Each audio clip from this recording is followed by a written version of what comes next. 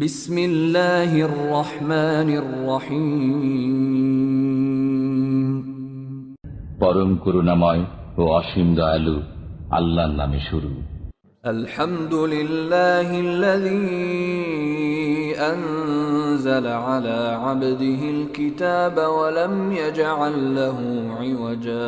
সব প্রশংসা আল্লাহর, যিনি নিজের বান্দার প্রতি এ গ্রন্থ নাজিল করেছেন এবং তাতে কোনো বক্রতা রাখেননি।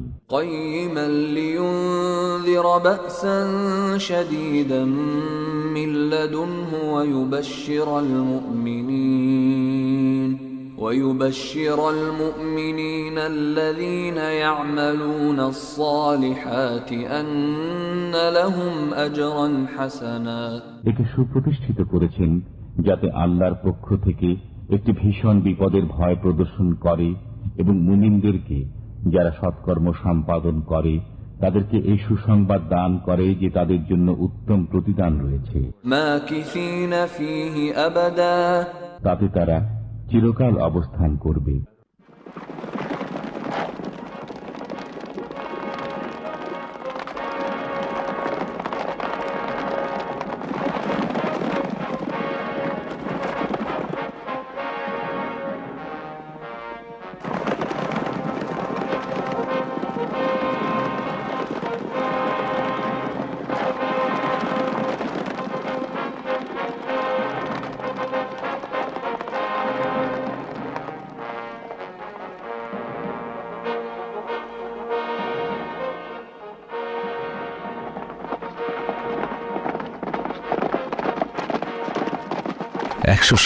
খ্রিস্টাব্দ রোমান সাম্রাজ্য প্রতিষ্ঠার ৮৯০ বছর পর রোমানগণ শত শত বছর উত্তরে তুরস্ক থেকে দক্ষিণে সিরিয়া পর্যন্ত নিজেদের রাজত্ব কায়েম করেন। এই অঞ্চলকে পূর্ব রোম বলা হতো। রোমানগণ নিজেদেরকে ওই সময়ের সবচাইতে বড় সভ্যতার অধিকারী মনে করতেন। প্রকৃতপক্ষে বলা উচিত তাদের শাসনকালে আধুনিক শহর নির্মাণ ও শহরে বসবাসের সূচনা হয়। অপরদিকে মানবতার চরম বিপর্যয় ও মূল্যবোধের অবক্ষয়ও এই সময় থেকেই শুরু হয়। ওই সময়ের পূর্ব রোমের একটি বিখ্যাত অঞ্চল ছিল ফিলাডেলফিয়া। এটি বর্তমানে জর্ডানের রাজধানী আম্মান হিসাবে পরিচিত।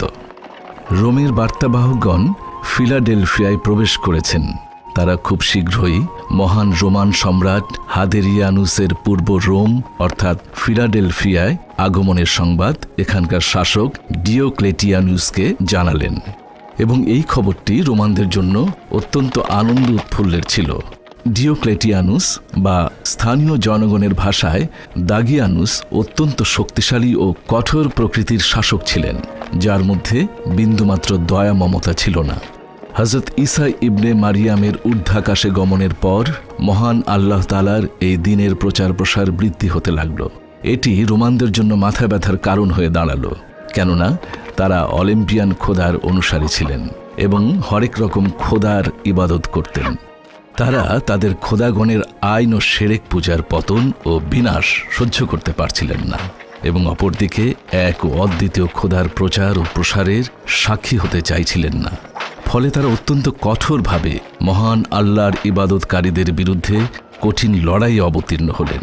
একক খোদার ইবাদতকারীদের কঠোর সাজা দিতে লাগলেন। কিন্তু এত সব সাজা দেওয়া সত্ত্বেও নতুন এই দিনের প্রচার ও প্রসার দমিয়ে রাখতে পারলেন না।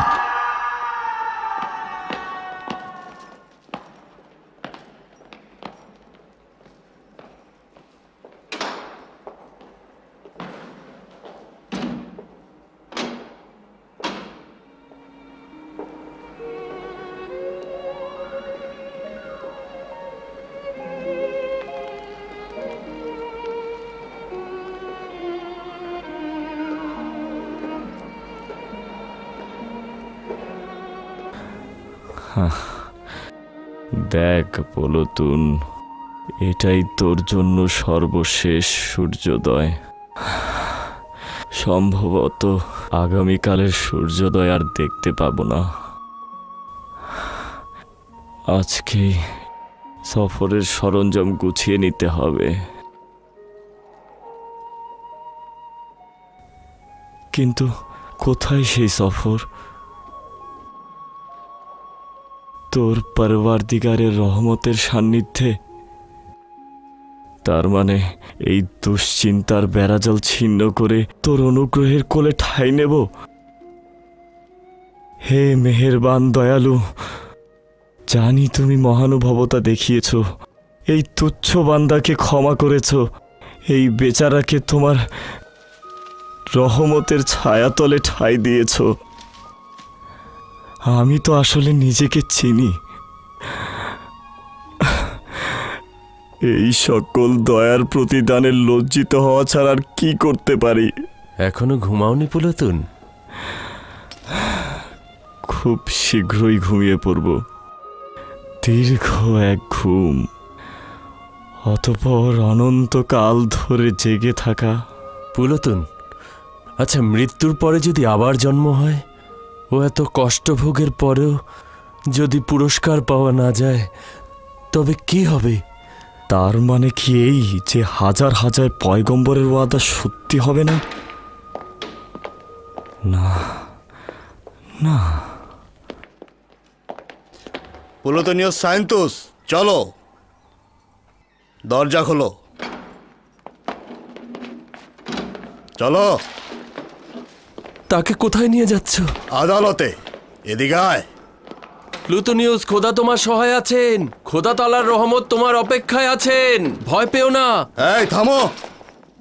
খোদার উপর ভরসা রেখো। ভয় পেও না প্লুটোনিয়াস। তোমার ঈমানকে দুনিয়ার কাছে বিক্রি করে দিও না।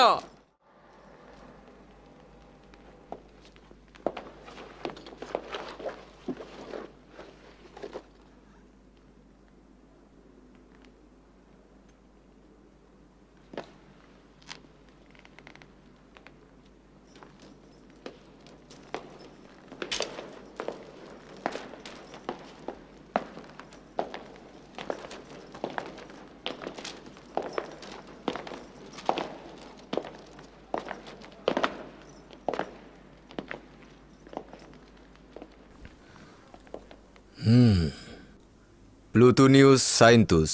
জাতীয়তা? রোমান। কোথাকার অধিবাসী? ফিলাডেলফিয়া শহরের। অভিযোগ কি?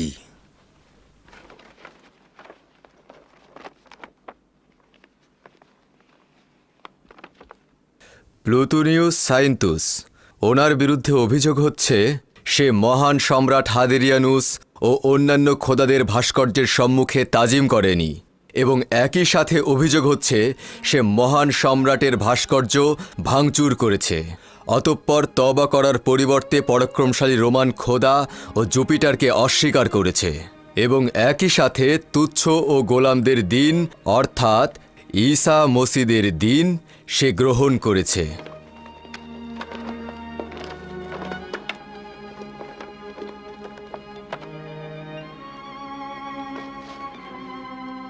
অভিযোগ সত্য?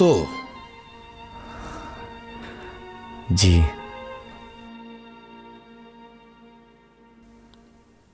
তোর শাস্তি হবে মৃত্যু, আর সেটাও হবে সবচাইতে কঠিন ও নির্মম মৃত্যু।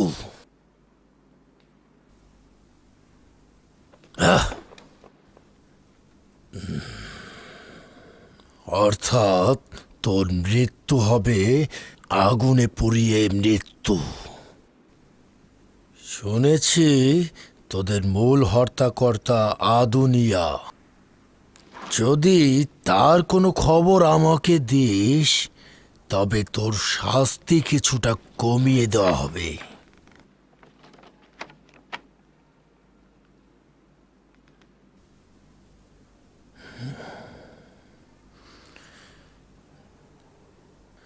নির্বোধ!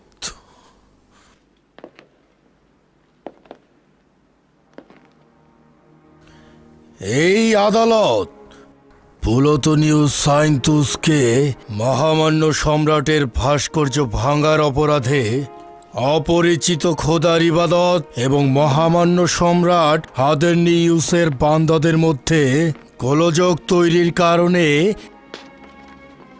মৃত্যু পরোয়ানা জারি করছে।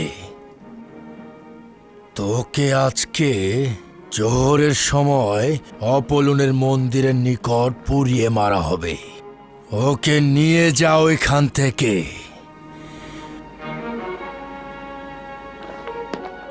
নিয়ে যাও ওকে।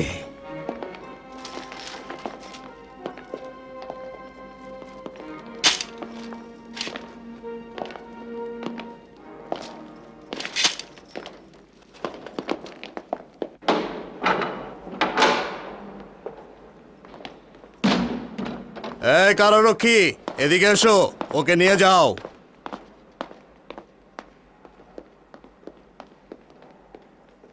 আয়।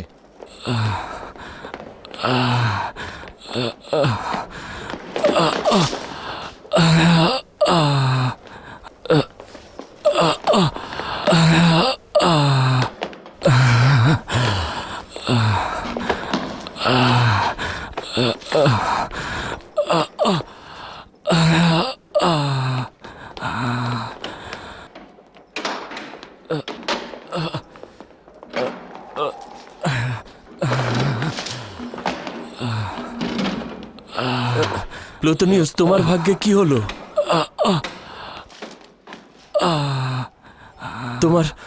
তোমার রায় কি হলো? আজ প্রজাপতির ন্যায় আগুনে পুড়ে মারা যাব। হ্যাঁ, আগুনে? আগুনে।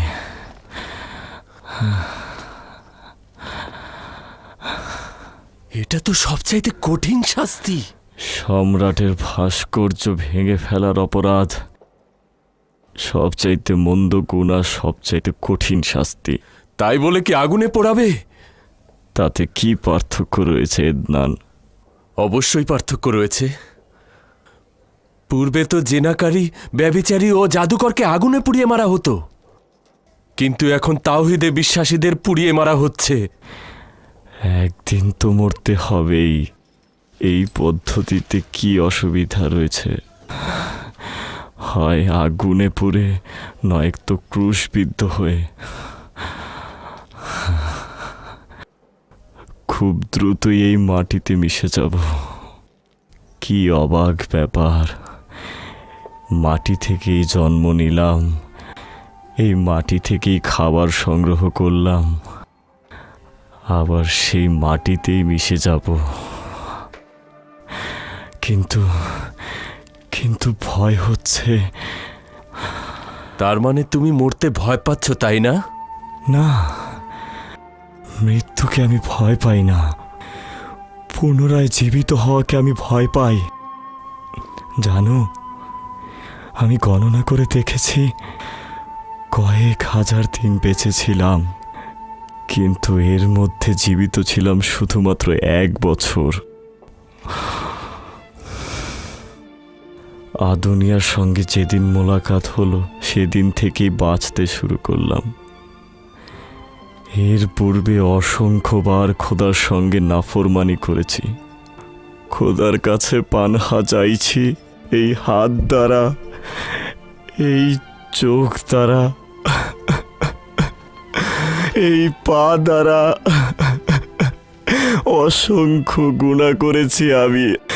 এই শেষ সময় জানি না খোদা আমাকে ক্ষমা করেছে কিনা। প্লুটন, চিন্তা করো না প্লুটন। তুমি এই সংক্ষিপ্ত সময়ে খোদা তাআলাকে সন্তুষ্ট করতে পেরেছ। এমনকি এখন নিজের জানের বিনিময়ে খোদা তাআলাকে সন্তুষ্ট করছো। তুমি পারবে না। দেখো, আমি তোমাকে আমার হারিয়ে দেব। সাথে তুমি পারবে না। এই অযথা চেষ্টা করছো। পারবো না, দাঁড়াও, এখনই দেখাচ্ছি। পারবে না। তোমার কল্পনা। কি হলো? বাবা, কি হলো, আমি গানুস? মারা গেছি। এসো, তোমাকে চুমু দেই। আমি দেখাচ্ছি মজা। আস্তে, পেরিন, এর তুমুদকে নিয়ে যাও। আমি একটা বৃদ্ধ মানুষ, কতবার আর মারা যাব। আস্তে, ঘরে মেহমান রয়েছে। জীবাণু। জি। আমি আর একটু খেলতে চাই। আমরা সকল পৃষ্ঠপোষকতা দিয়ে বঞ্চিতদের সাহায্য করব। নিঃসন্দেহে আপনি আপনার হেকমত ও বুদ্ধিমত্তা দিয়ে হজরত ঈসা মসিহের অনুসারীদের জন্য খুব ভালো একজন প্রহরী হবেন। দ্বিতীয়ত, আপনি ডিওক্লেটিয়ানুসের জামাতা ও একই সাথে বানু হেলেনের পতি দেবতা হিসেবে রাজমহলে আপনার আধিপত্য বিস্তার করতে অবশ্যই সক্ষম হবেন। আলী জনাবান, আলী জনাব, রাজমহল থেকে সেনা কর্মকর্তা এসেছে। বলছে যে ডাগিয়ানুসের পয়গাম এনেছে। আচ্ছা ঠিক আছে, ভেতরে নিয়ে এসো, যাও। জি। এখনো সঠিক উচ্চারণ করতে পারে না। ডিওক্লেটিয়ানুসকে বলে দাগিয়ানুস।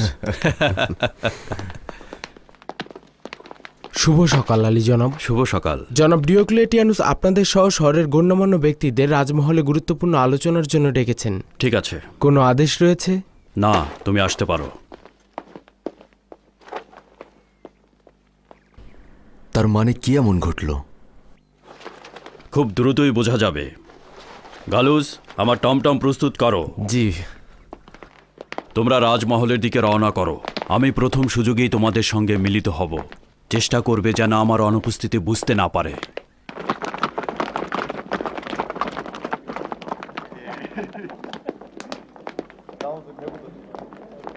এসো, জোরে হাঁটো।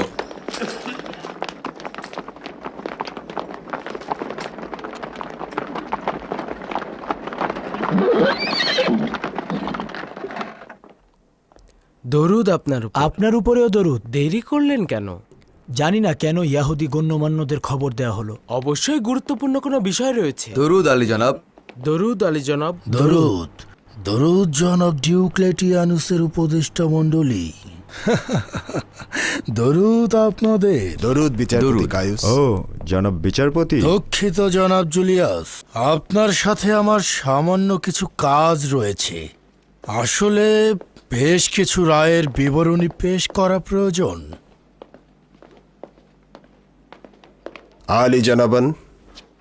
আলী জনাব ডিওক্লেটিয়ানুস রোমের বার্তাবাহকদের সাথে কিছুটা মশগুল রয়েছেন। আলী জানাবানদের ধৈর্য ধরতে অনুরোধ করছি। এই সুযোগে তাহলে আমার বিবরণীটা পেশ করে ফেলি। আজ 11 জনকে আটক করা হয়েছে। এর মধ্যে 6 জন ঈসার অনুসারী, বাকিরা বিভিন্ন অপরাধের সঙ্গে যুক্ত। বিচার কাজ কেমন চলছে? খুব বেশি সন্তোষজনক নয়।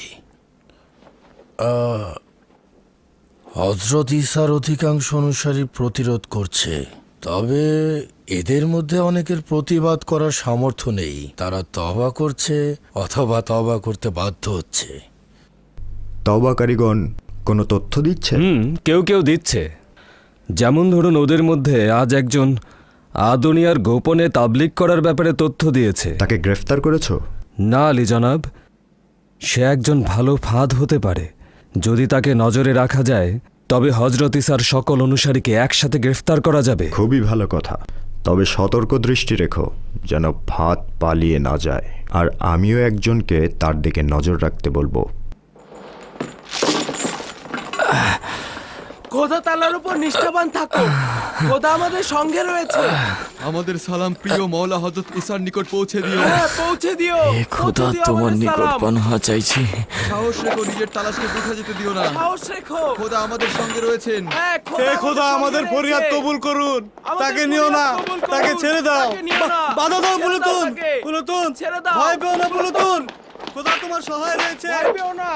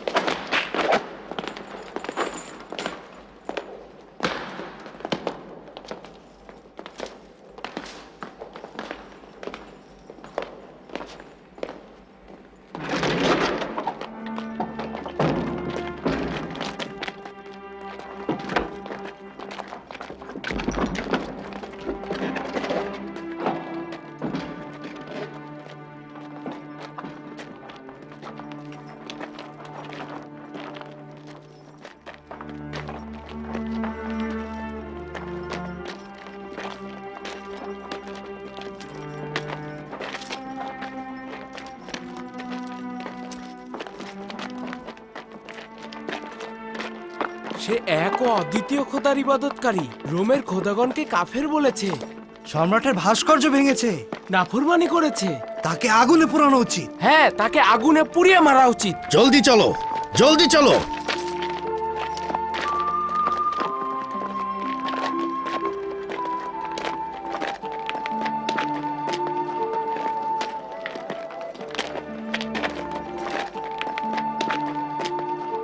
সরে যাও, এক পাশে সরে দাঁড়াও। তোকে অবশ্যই হত্যা করা উচিত, তোকে আগুনে পুড়িয়ে মারা উচিত।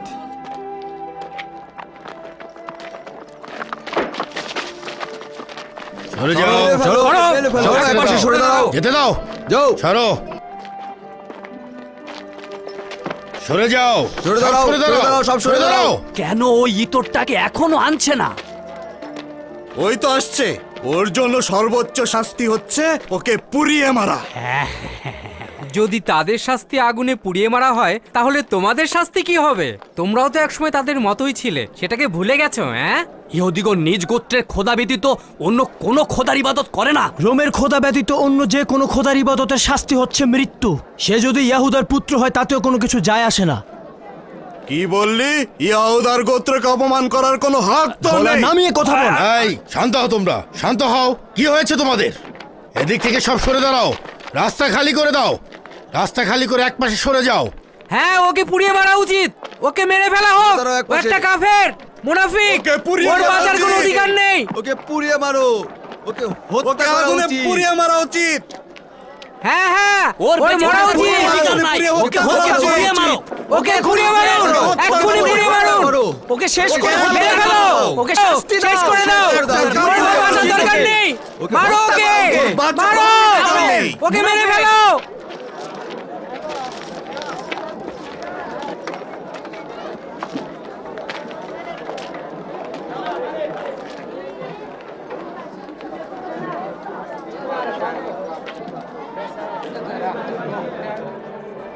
ও একজন খেয়ানতকারী।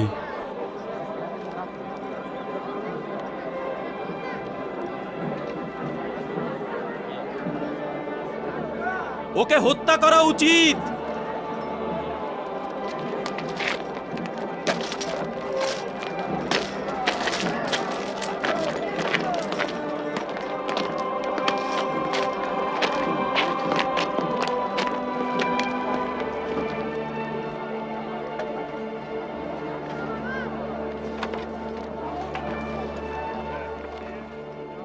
সরে দাঁড়াও, সরে দাঁড়াও, এক পাশে সরে দাঁড়াও, যেতে দাও।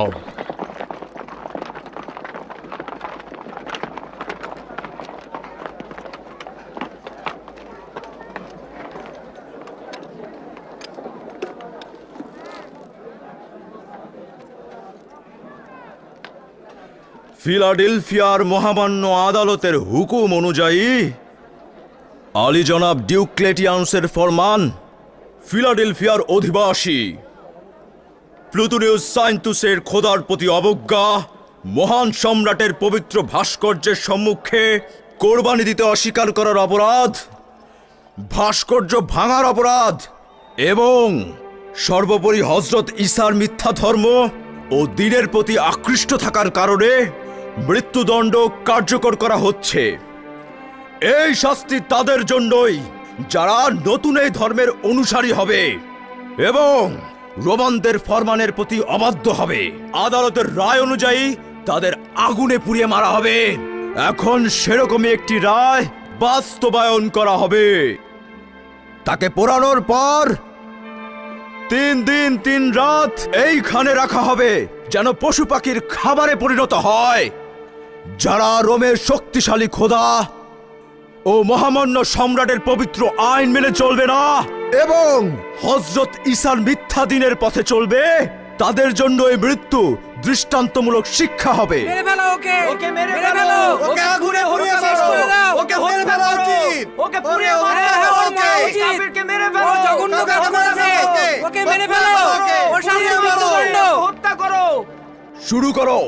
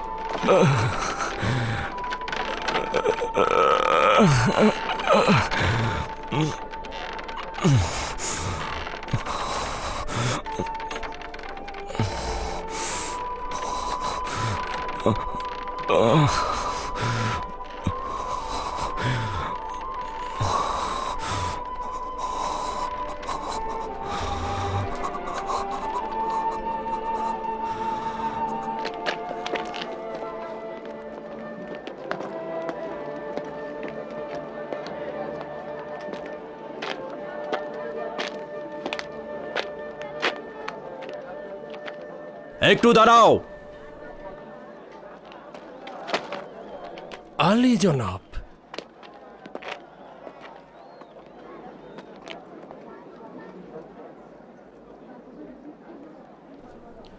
প্লুটোনিউস সাইন্তুস, মৃত্যুর পূর্বে তোমার কি কোনো শেষ ইচ্ছা রয়েছে? এটাই শেষ সুযোগ যেখানে তোমার শেষ ইচ্ছা পূরণের চেষ্টা করা হবে।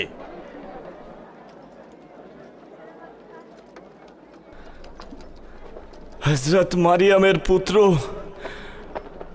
হযরত ঈসা বলেছেন, হাকিকতকে যদি অন্ধকারে বলতে ভয় পাও তবে সেটা একদিন দৃশ্যমান আলোতে ফুটে উঠবে।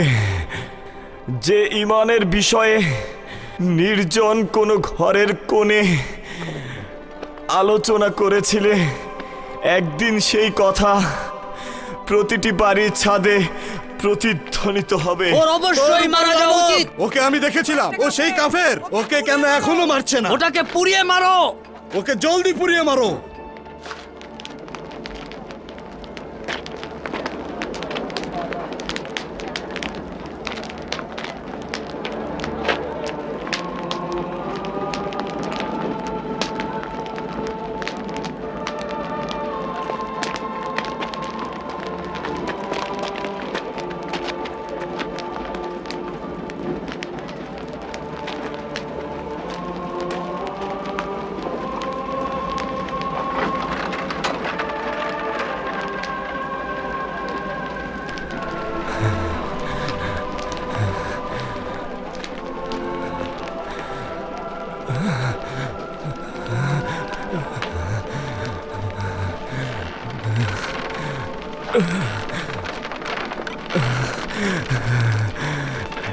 হে খোদা, আমি আপনার রহমতের করুণা প্রার্থী, আমাকে কবুল করুন।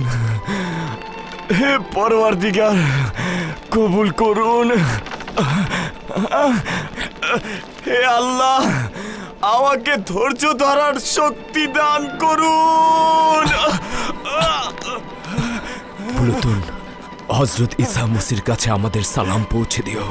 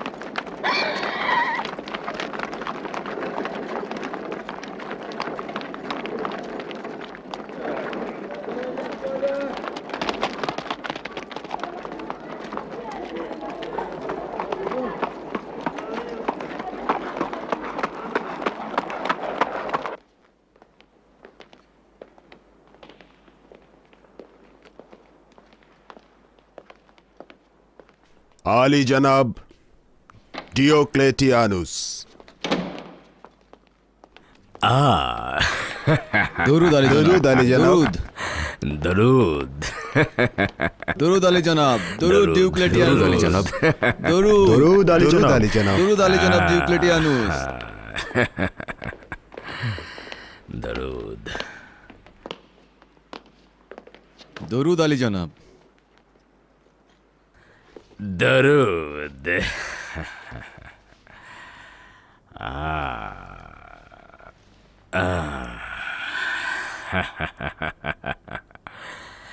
বাহ, আপনাদের সবাইকে একসঙ্গে দেখে বেশ আনন্দ বোধ করছি।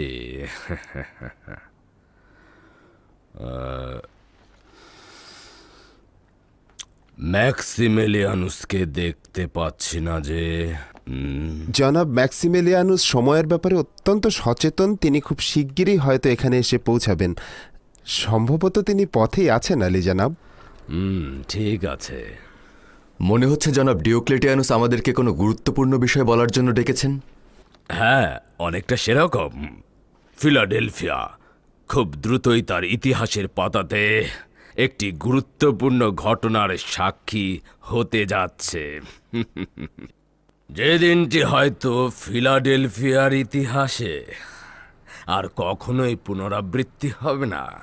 আজ অবশ্যই আমি আমার অনুসারীদের সঙ্গে একটি গুরুত্বপূর্ণ বিষয়ে আলোচনা করব।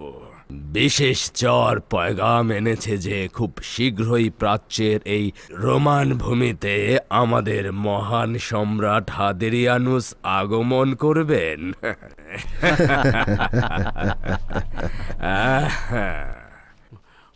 আমাদের এমন সৌভাগ্যের অংশীদার করার জন্য অসংখ্য শুকরিয়া মহান শক্তিশালী জুপিটারের প্রতি। সম্ভবত জেরুজালেমে যাওয়ার পথে উনি ফিলাডেলফিয়াতে সংক্ষিপ্ত বিশ্রাম নেবেন।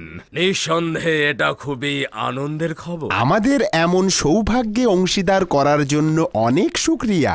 শুকরিয়া শক্তিশালী জুপিটারকে। তার চরণ ধুলিতে ফিলাডেলফিয়া মুবারক হোক।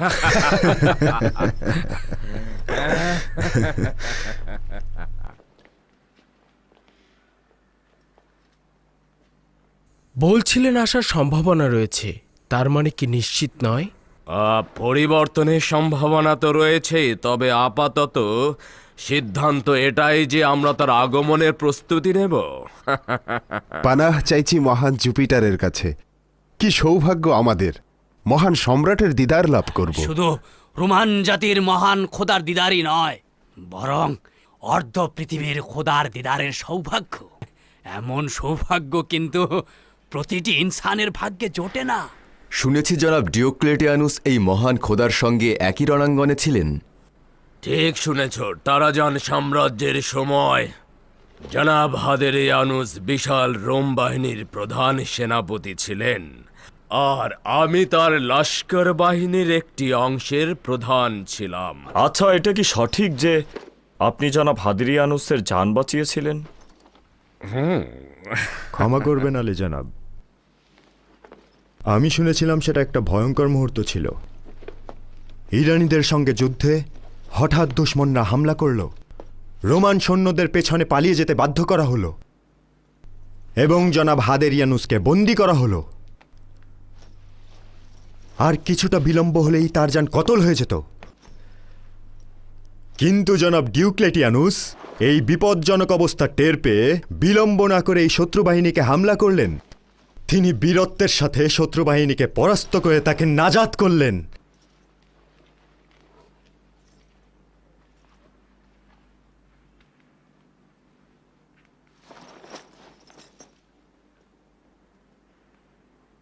তাহলে এভাবেই মহান সম্রাট ও খোদা নিজের জানের জন্য জনাব ডিওক্লেটিয়ানুসের কাছে ঋণী রয়েছেন।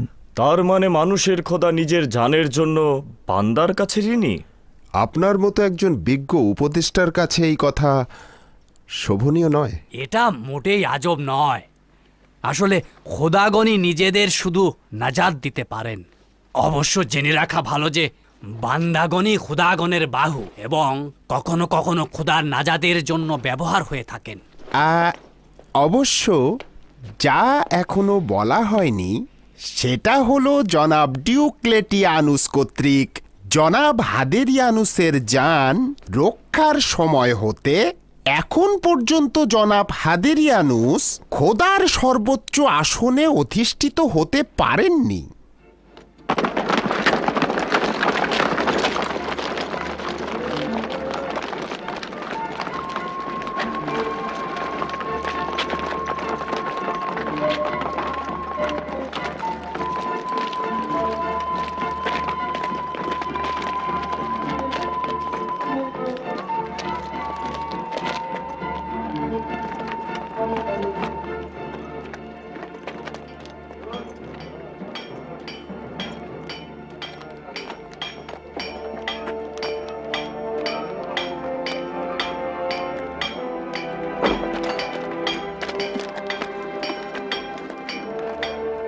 আমার ঘোড়ার নালটা কি একটু দেখবে কামার? অবশ্যই অবশ্যই দেখব। ওই বাড়িটার সামনে একটা মূল্যবান টমটম দাঁড়িয়ে আছে। সাইন্তুসের বাড়ির কথা বলছেন? মনে হয় মেহমান এসেছে। আচ্ছা, তাহলে তার নাম সাইন্তুস। হ্যাঁ, প্লুটোনিউস সাইন্তুস। আচ্ছা, এটাই তাহলে প্লুটোনিউস সাইন্তুসের বাড়ি।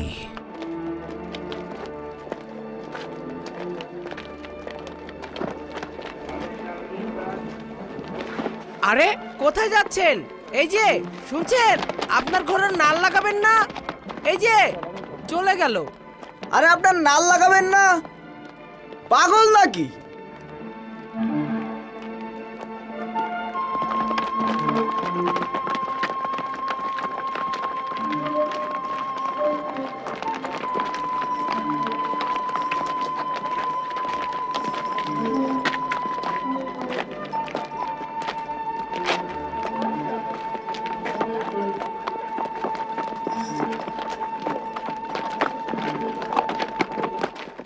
যদি অনুমতি প্রদান করেন তবে মহান সম্রাটের বিশেষ সফরের বিষয়ে কিছু বলতে চাই। বলো। নিঃসন্দেহে সম্রাটের জেরুজালেম সফর কোনো সাধারণ ঘটনা নয়। সম্ভবত বনি ইসরায়েলদের প্রতিরোধ এবং সেখানে জুপিটার মন্দির নির্মাণের জন্য সম্রাটের এখানে আগমন হবে। আর ইহুদিদের জন্য এটা এক ধরনের হুমকিও বটে। হ্যাঁ, একেবারে সঠিক। হ্যাঁ, আরে বনি ইসরায়েলের সন্তানেরা কতটা আহাম্মক যে তারা ভাবছে রোমের মহান সম্রাটদের বিরুদ্ধে তারা পেরে উঠবে। অলিম্পিয়াস খোদা ও মারুখের সমুন্নতার সঙ্গে তারা পেরে উঠবে। যদি প্রথম থেকেই এখানে জুপিটারের ইবাদতখানা তৈরি করা হতো এবং সম্রাটের ভাস্কর্য জেরুজালেমে স্থাপন করা হতো, তাহলে এরকম রক্তক্ষরণ হতো না। প্রথমে এই কাজটি আসলে রক্তপাত ছাড়া করা উচিত ছিল। বনি ইসরায়েলদের লজ্জাহীন প্রতিরোধের 3 বছর পর রক্তপাত ও হানাহানি ঘটিয়ে এখন পদক্ষেপ নিতে বাধ্য করা হলো। সঠিক। এদের থেকে অধিক মূর্খ হচ্ছে ঈসার অনুসারীরা। জানি না এরা না দেখা খোদার মধ্যে কি পেয়েছে। ঈসাকে তারা রোমের শক্তিশালী খোদার চেয়ে বেশি প্রাধান্য দেয়। হাস্যকর। যারা তাদের খোদার কোনো আকৃতি সম্পর্কে জানেন না, তাদের খোদা নারী না পুরুষ সেটাও জানেন না, এবং তার জন্য কোনো ভাস্কর্যও তৈরি করতে পারেন না। কিভাবে তার ইবাদত করে? যদি তাদের খোদা শক্তিশালী হতো তবে অবশ্যই এই দুর্বল ও অক্ষম বান্দাদের নাজাত দিত। নিজেকে অসন্তুষ্ট করবেন না আলী জনাব। মানুষের পাগলামির কোনো সীমা পরিসীমা নেই। তারা এমনকি তাদের পয়গম্বরের পক্ষেও কোনো প্রতিরোধ গড়ে তুলতে পারেনি। কিছু সংখ্যক ইহুদি তাকে ক্রুশবিদ্ধ করেছে। মহান শক্তিশালী জুপিটারের পিতা অপুলিয়নের শৌর্য বীর্য দেখো, আর ওই দুর্বল অক্ষম খোদার পুত্রকেও দেখো।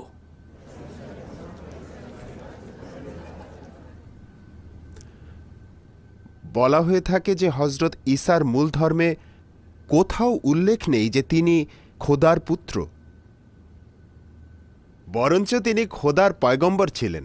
হজরত ঈসার ক্রুশবিদ্ধ হওয়ার পর খ্রিস্ট ধর্মের একজন প্রচারক পিতা পুত্রের এই গল্পটা ফেঁদেছেন, যেন রোমানদের এই ধর্মে আকৃষ্ট করা যায়। সম্ভবত রোমানদের কাছ থেকে শিখেছে যে খোদা পুত্র জন্ম দিতে পারে। ক্ষমা করবেন আলী জনাব, আজকের দরবার কি ঈসা মসির অনুসারীদের বিশ্বাস নিয়ে, নাকি জনাব ডিউক্লেটিয়ানুস অন্য কোনো গুরুত্বপূর্ণ বিষয়ে এখানে আমাদের ডেকেছেন? সাবাস, তাহলে গুরুত্বপূর্ণ বিষয়ে ফিরে আসা যাক। মহান সম্রাটের আগমনের সময় আমাদের কয়েকটি গুরুত্বপূর্ণ বিষয় মাথায় রাখতে হবে, যেটা এখন আলোচনা হবে। মহান সম্রাটের ফিলাডেলফিয়ায় প্রবেশ হবে একটি বীরত্ব গাথার মধ্যে দিয়ে। শুনুন জনাব ব্লুটো। জি আলী জনাব। আমাদের ইবাদত খানাগুলো মেরামত করা হোক, আপোসের ভাস্কর্য সেখানে প্রতিস্থাপন করা হোক, অপোলন, প্লুটন, মার্রিক, সিবেলা, কিয়ানা এবং মিত্রার ভাস্কর্য স্থাপন করা হোক।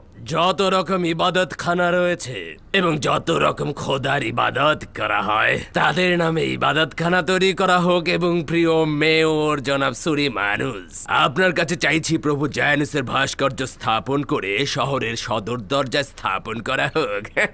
জি আলী জনাব। আর রাজস্ব বিভাগের প্রধান জনাব মার্টিয়ানুস, সম্রাটের সঙ্গে আমার পূর্ববর্তী সম্পর্কের কারণে তাকে আমরা মূল্যবান হাদিয়া প্রদান করব।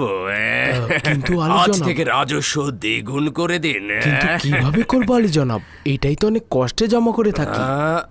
বলে কি জনাব মার্টিয়ানুস, এটা রোম নয়, আর তারা উচ্চ মর্যাদা সম্পন্ন ইনসানও নয়। এরা হচ্ছে এমন একদল পশুপাল যাদের দুগ্ধ দোয়ানো না হলে বাচ্চারা সব খেয়ে ফেলবে।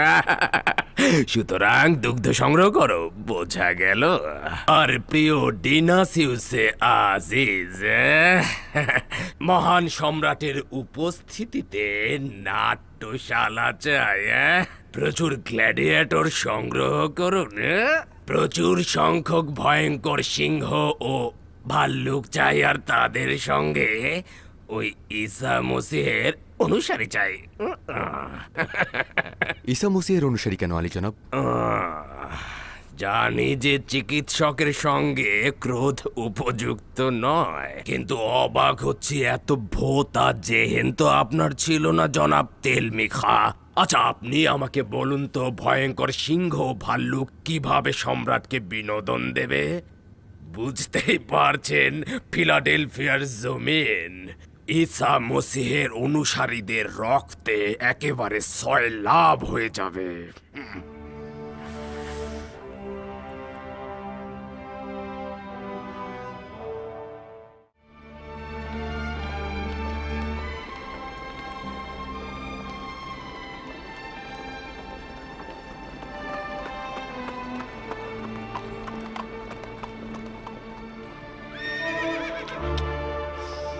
গালুস। জি আলী জনাব। এক্ষুনি আদুনিয়ার কাছে যাবে এবং বলবে তারা যেন অবস্থান পরিবর্তন করে। হয়তো পুলুতুন আঘাতের কারণে সবকিছু বলে দিয়েছে। তার মানে কি পুলুতুন আলী জনাব যদি ফাঁস করে দিত, তাহলে তো তাকে এতক্ষণে গ্রেফতার করা হতো। আমার মনে হয় তাকে আজাদ রেখেছে হয়তো নতুন কোনো ষড়যন্ত্র ফাঁদার জন্য। হয়তো তার অনুসারী সহ সকলকে একত্রে বন্দী করতে চায়। তাহলে অবশ্যই সবাইকে সতর্ক করা দরকার। দেখো গালুস, যখন তুমি একটি সিংহের খাঁচায় একই সঙ্গে অবস্থান করবে, তখন তোমার বিবেক যা বলবে তার চেয়ে অধিক সতর্ক হতে হবে। সতর্ক থেকো। হয়তো আদুনিয়াকে নজরে রাখছে। জি আলী জনাব।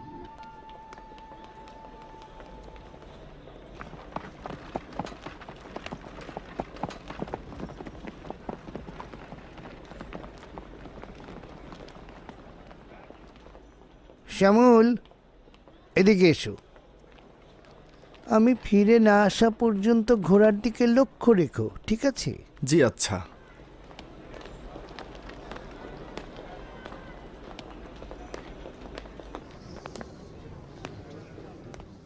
আলী জনাব ম্যাথিউসের জন্য গুরুত্বপূর্ণ খবর রয়েছে। জি জনাব।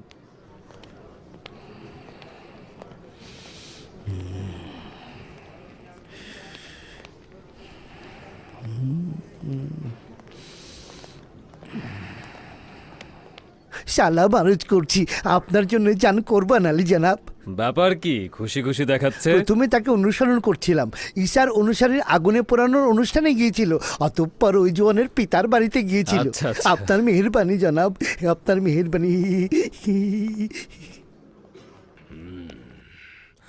রোম, এথেন্স, আন্তাকিয়ে, গ্রেট, সাইপ্রাস, ফিলিস্তিন, সিরিয়া, এমনকি এই ফিলাডেলফিয়া সমস্ত ঈসা মসিহের অনুসারীতে পূর্ণ। তাদেরকে যতই হত্যা করি, আঘাত করি, দরিয়ায় নিক্ষেপ করি এবং হিংস্র সিংহের সামনে দিয়ে দেই না কেন, তারা খতম হবে না। আমার এই রাজমহল পর্যন্ত প্রভাব বিস্তার করেছে তারা। বুঝতে পারছি না এই আজগুবি দিন কিভাবে এই রাজমহলে ফাটল ধরালো। জনাব জুলিয়াস, তুমি বুঝতে পারছো না নাকি বুঝেও না বোঝার ভান করছো? সম্রাট ডেমিসিয়ান তার চাচাতো ভাই ফেলাবিউস কেরমান্স ও তার স্ত্রী ফেলাবিয়া ডেমিসিয়াকে ঈসা মসিহের অনুসারী হওয়ার অপরাধে গর্দান ছিন্ন করেনি? সেটাও কি আজগবি ছিল নাকি? আচ্ছা, তাহলে আমাদের বিবেক কি বলে না আমরাও দরবারের ব্যাপারে সতর্ক হব? কি বোঝাতে চাইছো? তেমন কিছু নয়, শুধু সাবধানতাই বোঝাতে চেয়েছি। কিন্তু আমার দরবারের লোকজনের প্রতি পূর্ণ বিশ্বাস রয়েছে। তবে তোমার সঙ্গেও একমত হচ্ছে, অবশ্যই সতর্ক হওয়া উচিত। আলী জনাব ম্যাক্সিমিলিয়ানুস।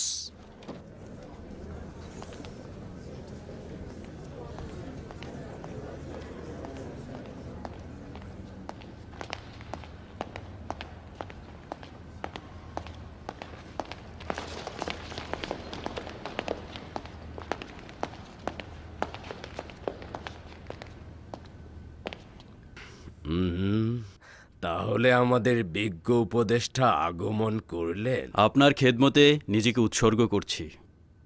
দরুদ আলী জনাব ডিওক্লেটিয়ানুস। দেরিতে আসার জন্য ক্ষমা চাইছি, আমাকে ক্ষমা করবেন। জনাব ম্যাক্সিমিলিয়ানুস এতক্ষণ কোথায় ছিলেন? মহামান্য হাকিমের কাছে গোপন করা সম্ভব নয়। আমি আজ একজনের দিদা। দাঁড়াও, আমি অনুমান করছি। জনাব ম্যাক্সিমিলিয়ানুস আজকে মানুষ পোড়ানোর দৃশ্য দেখতে গিয়েছিলেন, তাই তো? তাকে পোড়ানো হয়েছে এই কারণে তিনি মহান সম্রাটের ভাস্কর্যের সামনে কুর্নিশের বদলে অবজ্ঞা করেছে, ভাস্কর্য ভাঙচুর করেছে। অনুমান ঠিক আছে? সঠিক অনুমান আলী জনাব। আর সেই দৃশ্য দেখে নিশ্চয়ই খুব ব্যথিত হয়েছ।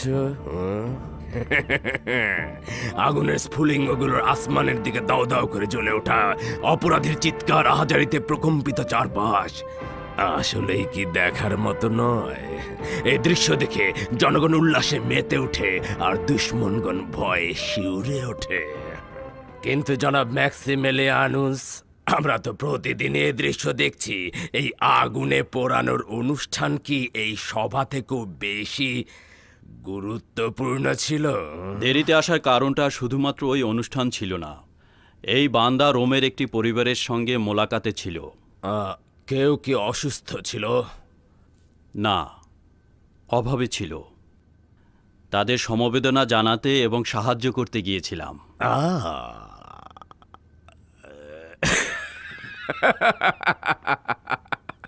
আচ্ছা, তুমি কি মনে করো যে এই মহব্বত ও সমবেদনা দিয়ে এই সকল মানুষের মধ্যে হুকুমত করা যাবে? জনাব ডিওক্লেটিয়ানুসের উদ্দেশ্য বুঝতে পেরেছি, তলোয়ার দ্বারা হুকুমত করা, কিন্তু আমার মতে তলোয়ার যথেষ্ট নয়। জনাব ম্যাক্সিমিলিয়ানুস, আমরা প্রতিদিন জনগণের মাঝে ঈসার দিন বিস্তারের সাক্ষী হচ্ছি, তো তলোয়ার ব্যতীত কিভাবে এই বিস্তার রোধ করা যাবে? নতুন দিনের আইন দুনিয়ার সর্বত্র একইভাবে বিস্তার লাভ করেছে। রাষ্ট্রনায়কগণ বিভিন্নভাবে তাদের সঙ্গে সংঘাতে লিপ্ত হয়েছিল। কখনো কখনো রাজনীতিবিদগণ মহব্বতের মাধ্যমে তাদের মনোবাসনা পূর্ণ করেছিল, আবার কখনো তলোয়ার দ্বারা। কিন্তু আমি সবসময় মহব্বতের মজেজায় বিশ্বাসী, তলোয়ারে নয়। তুমি ভুল করছো জনাব ম্যাক্সিমিলিয়ানুস। হুকুমত সব সময় তলোয়ারের ছায়াতেই চলে। মহাব্বত দিয়ে কিছুই হয় না। মহাব্বত শুধু তলোয়ারের বেশ কিছুটা হ্রাস করতে পারে, আর কিছুই নয়। আলী জনাব, মূল বিষয়ে ফিরে যাওয়া কি উত্তম নয়? ক্ষমা করবেন আলী জনাব, জনাব ম্যাক্সিমেলিয়ানুসের কাছে কি একটা সওয়াল করতে পারি? যে পরিবারটিকে আপনি দেখতে গিয়েছিলেন সেটা কি অপরাধী প্লুটোনিয়াসের পরিবার নয়, যাকে আজকে ঈসা মসিহের অনুসারী হিসেবে পোড়ানো হয়েছে?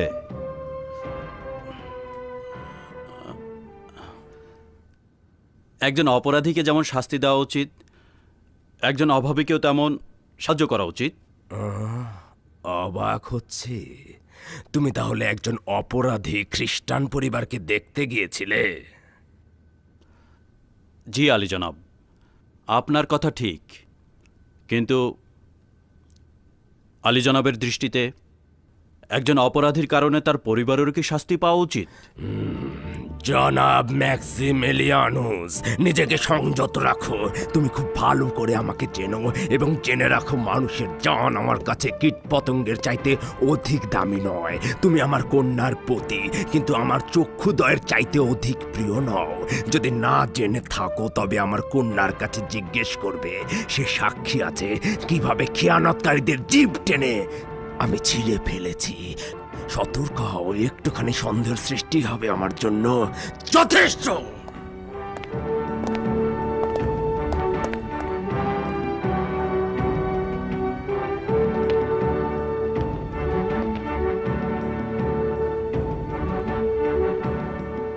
আর কোনো সওয়াল আছে? না, শুধু সুপারিশ রয়েছে। আমি যদি আপনার জায়গায় থাকতাম তবে বানু হেলেন ও তার ভাগ্য নিয়ে ভাবতাম। বুঝতে পারছি না, এর সঙ্গে তোমার কি সম্পর্ক? আপনি যে আচরণ করেছেন সেটা বিপজ্জনক। আমার মনে হয় আপনার আরও সংযত হওয়া উচিত। তুমি নিজের মুখকে সংযত করো, একটু বেশি বাড়াবাড়ি হচ্ছে মনে হয়। এত বাড়াবাড়ি শরীরের পক্ষে ভালো নয়।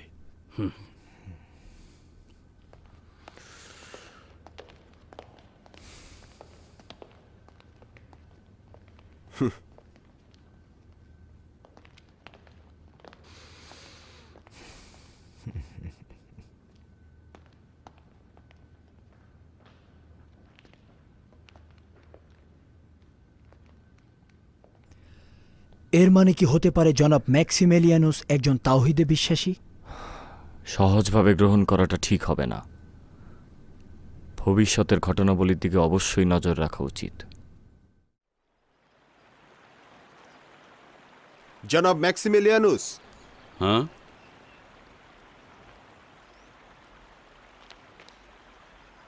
দরবারে শুনছিলাম বিচারপতি কায়ুস জুলিয়াসকে বলছেন যে একজন আঘাত সহ্য করতে না পেরে আদুনিয়ার কথা ফাঁস করে দিয়েছে।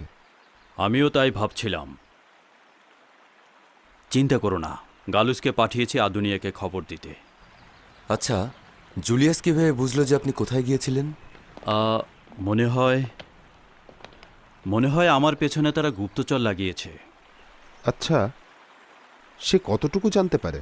নিঃসন্দেহে সে জানে যে আমিও আমার স্ত্রী কুফরি ও সেরেকি পূজা করি না। তবে আমাদের সঙ্গে ঈসার অনুসারীদের যোগাযোগ সম্পর্কে কিছু জানে কিনা জানি না। যদি আপনাদের ব্যাপারে নাক গলায় তাহলে আমাদের ব্যাপারে নয় কেন? আসলে আমার মনে হয় তার বিরোধ জনাব ম্যাক্সিমিলিয়ানুসের সঙ্গে, আমাদের সঙ্গে নয়। দুঃখিত, আমার এটা বলার কারণ হচ্ছে তার নজর প্রথম থেকেই বানু হেলেনের দিকে ছিল।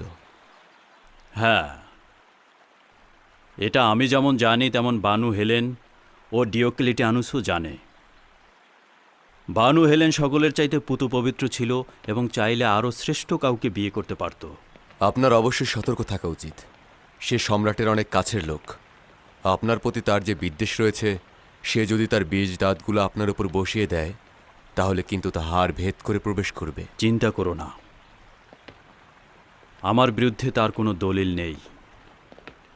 সে চাইলেই যা ইচ্ছে তাই করতে পারবে না। জানেন, আমি ডিওক্লেটিয়ানুসের কাছ থেকে এমন কঠিন কোনো কিছুই আশা করেছিলাম। সে বাধ্য না হলে এ কাজ করবে না। সে ভালোভাবেই জানে যে ফিলাডেলফিয়ায় তার হুকুমত আমারও তোমার পিতার সঙ্গে সম্পৃক্ত, আর সে কারণে আমাকে উপদেষ্টা হিসাবে পেতে সম্রাটের কাছে দরখাস্ত দিয়েছিল।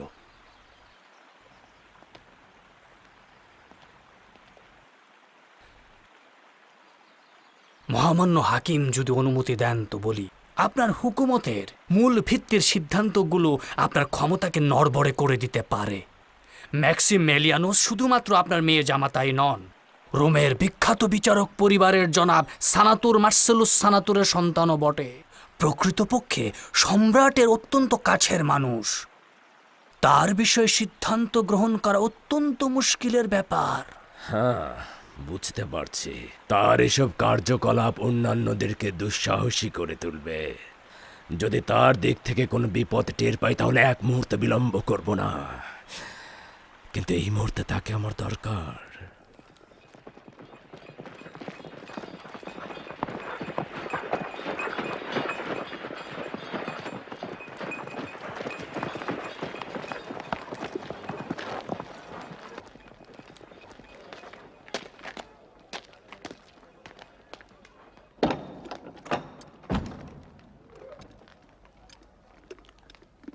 আগামীকাল দেখা হবে। দেখা হবে। হই হই।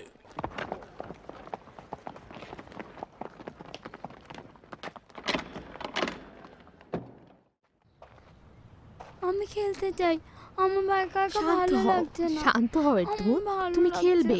গালুস এলে তারপরেই খেলবে। আমি একা এমন একা করে খেলবো না না। এরতুমুত। আমি এখনই খেলবো। দেখো তোমার আব্বাজান এখনই এসেছে। সালাম আব্বাজান।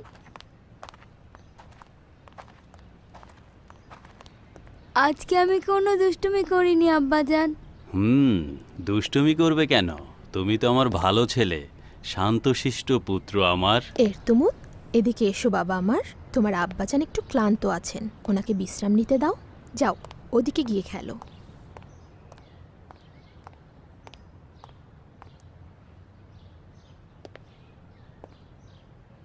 কি হয়েছে? কিছু কি ঘটেছে? প্লুটোনিউস তাকে হত্যা করা হয়েছে? হ্যাঁ, তোমার পিতার আদেশে। তাকে অপোলন মন্দিরের সম্মুখে আগুনে পোড়ানো হয়েছে এবং আদেশ দেওয়া হয়েছে অন্যান্যদের নসিহতের জন্য তার দেহ 3 দিন 3 রাত ধনুকের সাথে ঝুলন্ত থাকবে। লানত তার ওপরে, সে আমার লজ্জার উৎস। অসংখ্যবার বলেছি সে আমার পিতা নয়। তার এই ঘৃণ্য কাজের জন্য আমাকে দোষারোপ করবেন না। আহা, বাবা মায়ের গুনহা সন্তানদেরকে স্পর্শ করে না। কিন্তু আপনি জানেন যে এমন পিতা থাকা অত্যন্ত লজ্জার এবং কলঙ্কের। যদি আমি কখনো তার কাছে চেয়েও থাকি, সেটা হয় আপনার জন্য, না হয় কাউকে নাজাত দেওয়ার জন্য। এমনিতে তার সঙ্গে দেখা করার কোনো ইচ্ছে আমার নেই। আমি তো কখনোই তার কার্যাবলীর জন্য তোমাকে দোষারোপ করি না। শুধুমাত্র তার পাপাচার আমার মনকে ব্যথিত করে।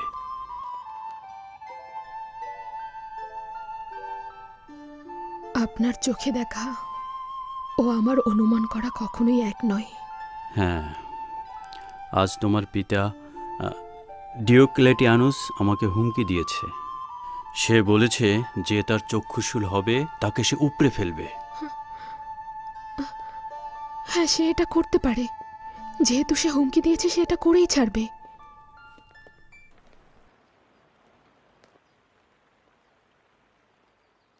দরুদ আলী জনাব, আপনার জন্য জান কবুল। তোমার কাজটি দারুণ ছিল উজবেগিল, খুবই ভালো, সাবাস। নতুন কাজ রয়েছে, দুনিয়ার কামারের পিছে লেগে থাকবে, মুহূর্তের জন্য গাফেল হবে না।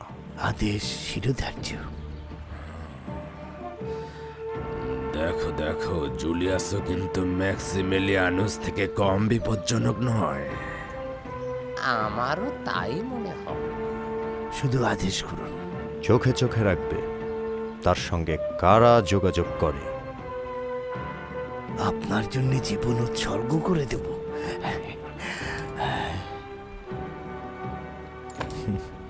নাও।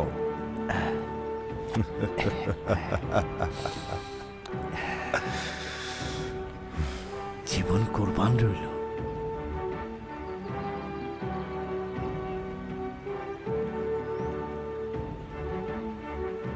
চলো যাই। এইরূপ হলে তিনি তার আপনজনকেও ক্ষমা করেননি। তুমি নাকি তার সাক্ষী ছিলে। মূলত তোমার আম্মাজানের ঘটনার দিকেই ইঙ্গিত করছিল। সে সঠিক বলেছে। আমি দেখেছিলাম আম্মাজানের সাথে এটা ঘটেছিল।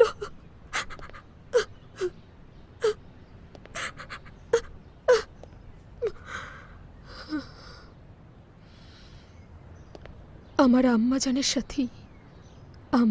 সাথেই সেই নৃশংস ঘটনাটি ঘটানো হয়েছিল। আমার মা ছিল দামেস্কের অধিবাসী। ওখানকার সকল অধিবাসী হজরত ঈসা মসিহের অনুসারী ছিল। রোমানদের হামলার ফলে আমার মা ছাড়া আর অন্য সকল অধিবাসী নিহত হলো। সেই দিন আমার মা নিজ চোখে দেখলেন দাগিয়ানুসের সিপাহীরা এক এক করে তার স্বজনদের মাথা দেহ থেকে ছিন্ন করলো। ওরা আমার নানা নানিকে হত্যা করলো। শুধুমাত্র আমার মায়ের সৌন্দর্যের কারণেই দাগিয়ানুস তাকে হত্যা করা থেকে বিরত ছিল। তাকে জোরপূর্বক সহধর্মিণী হিসেবে গ্রহণ করলো।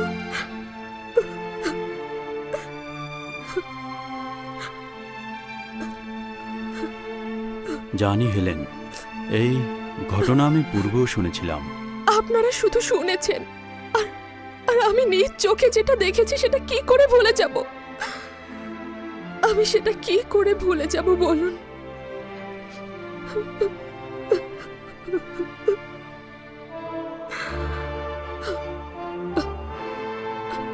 আমার মায়ের অন্তরে সব সময় রক্তক্ষরণ হতো। আমার মা ডিওক্লেটিয়ানুস ও রোমের খোদাদের বিরুদ্ধে প্রতিশোধের ফুরসতে ছিলেন। এই ফুরসত তার জন্য অত্যন্ত কঠিন ছিল, কেননা তাকে নজরবন্দিতে রাখা হতো। কিন্তু আমার মা দমে যাননি।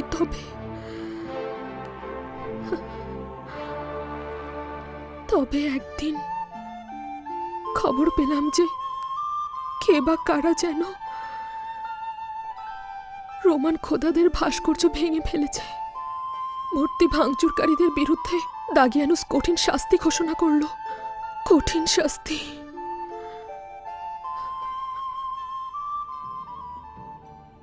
আর তারপর তবে একদিন খবর পেলাম যে কে বা কারা যেন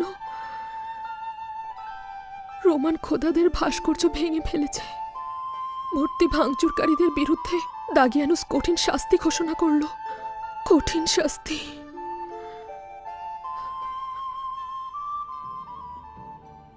আর তারপর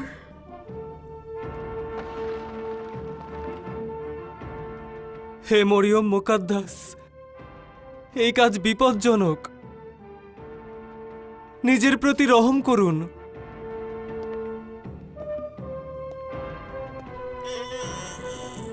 হে বানু আমার, আপনি যদি গ্রেফতার হন আপনাকে টুকরো টুকরো করে ফেলবে। এই কাজটি করবেন না। দাঁড়িয়ে না থেকে আমাকে সাহায্য করো।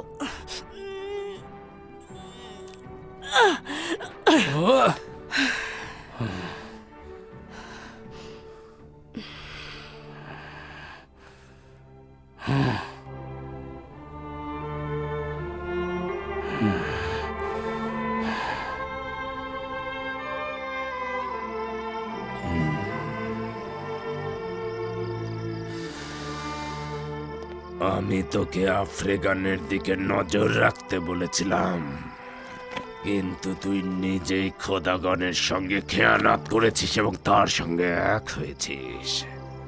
যদি তোর সাহায্য না পেত তাহলে সে কোনোভাবে এই কাজটি করতে পারত না। তোর শাস্তিও হবে মৃত্যু। সে অপরাধী নয়, শুধুমাত্র আমার ফরমান মেনে চলেছে। তাকে ছেড়ে দাও।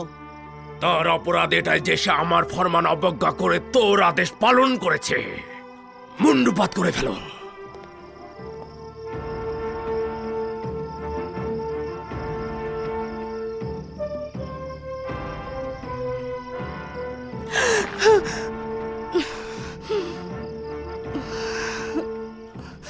ও খেয়ানতের পরিণাম ভোগ করেছে, এবার তোর পালা।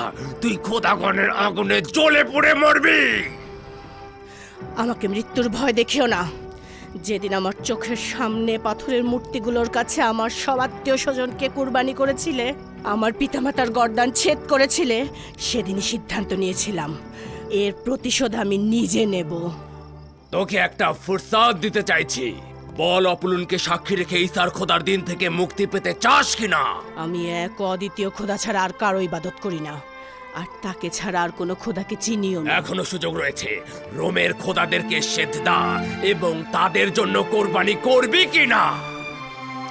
লানত রোমের সকল খোদার উপর, লানত পাথরের মূর্তি আর সব সেরেক পূজারীদের উপর, লানত রোমের সব জুলুমবাজ সম্রাটদের উপর।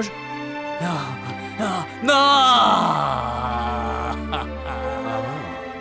হে খোদা, আমার এই কোরবানি কবুল করুন।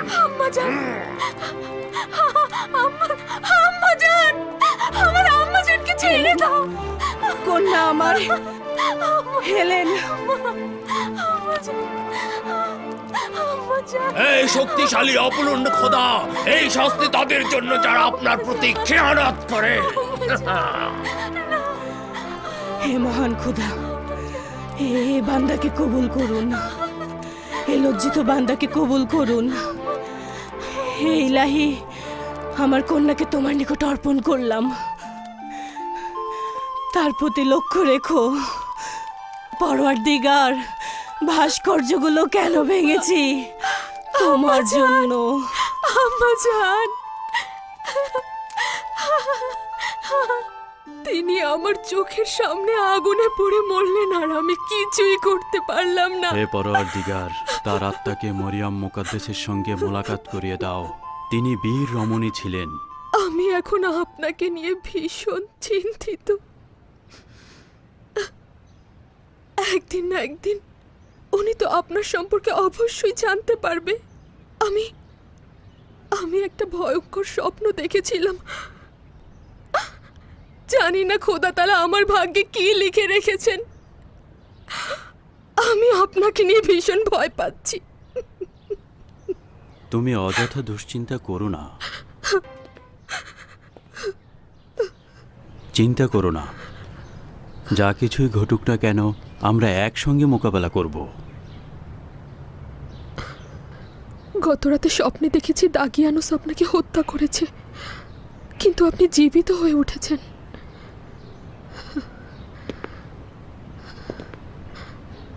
সে অনবরত উচ্চস্বরে ভয়ঙ্কর চিৎকার করছিল। সে ছিল আমাদের মাঝখানে, আমরা একে অপরকে স্পর্শ করতে পারছিলাম না।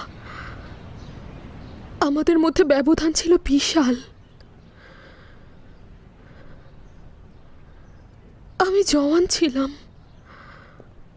আর আপনি ছিলেন একেবারে বৃদ্ধ। হঠাৎ করে দেখলাম আপনিও আমার পিতা। বিচলিত হয়ে পড়লাম এই ভেবে কে আমার আসল পিতা। সে আপনাকে হত্যা করার কারণে ভীষণ আনন্দিত ছিল। আমার ভীষণ ভয় লাগছে, আমি ভয় পাচ্ছি। শান্ত হও হেলেন, দয়া করে শান্ত হও। একটা খবের জন্য এতটা উদ্বিগ্ন হওয়ার কোনো কারণ নেই। খোদা তাআলা তার প্রিয় বান্দাদের একাকী রাখেন না। আপনি ছাড়া আমার আর কেউ নেই। আপনি শুধু আমার স্বামীই নন, আপনি আমার অভিভাবক, আমার প্রশিক্ষক, আমার মুক্তিদাতা। আপনি তো আমার সব কিছু। আপনি তো আমাকে আলোর সন্ধান দিয়েছেন। আপনার কাছেই আমি আশাবাদী হতে শিখেছি। আপনার কাছ থেকেই তো আমার আহা, তুমি নিজেই এর উপযুক্ত ছিলে। আমি তোমার জন্য বলতে গেলে কিছুই করিনি।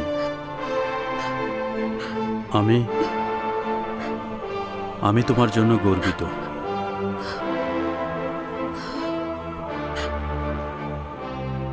কাল রাতে আমি স্বপ্নে দেখলাম এই ছবিটি আমার মায়ের। যখন আমি মাকে দেখলাম তখন আমি ছিলাম মৃত অবস্থায়। আপনি আমার কবর দেখেও বিশ্বাস করতে পারছিলেন না আমি মৃত। ছবিগুলো ক্রমান্বয়ে স্থান বদল করছিল। এখন তো আমি এই ছবিগুলো দেখেও ভয় পাচ্ছি। এত চিন্তা করছো কেন? ছবি তো ছবি, এতে চিন্তার কি আছে? হ্যাঁ, আমার ছবিটা সরিয়ে দিন। না, আমি আমার প্রিয়তমার ছবি ভালোবাসি, তাই তোমার ছবি এখানেই থাকবে, কোথাও সরবে না।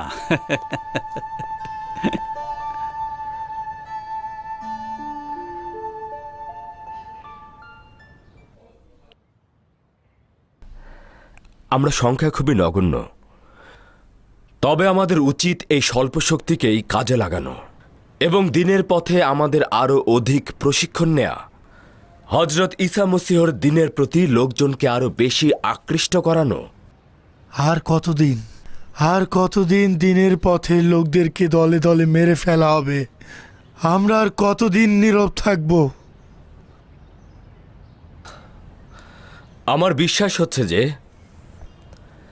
এই দুনিয়াতে তোমরা যে কষ্ট ও নির্যাতন সহ্য করবে তা আল্লাহর দরবারে ইবাদত হিসাবে গণ্য হবে। আপনি যদি লোকজনকে ওই হুকুমতের বিরুদ্ধে বিদ্রোহ করতে উৎসাহ না দেন, তবে ঈসার অনুসারী এবং রোমানদের মধ্যে কোনো বিরোধীরই সৃষ্টি হবে না। আচ্ছা, হজরত ঈসা মসীহকে জালেমদের কাছে মাথা নত করতে নিষেধ করেনি? আপনার কোনো হক নাই মানুষের জান এইভাবে বিপদে ফেলার। হজরত ঈসা মসীহ তার মাথা উঁচুতেই রেখেছিলেন, কিন্তু তাই বলে এইভাবে নয়। অতএব এমন কিছু করা ঠিক হবে না যাতে আমরা আমাদের নিজেদের বিপদ নিজেরাই ডেকে আনি। খোদা তাআলা নিজের কুদরত তার পয়গম্বর ও অলি আউলিয়াদের উপর অর্পণ করেছে।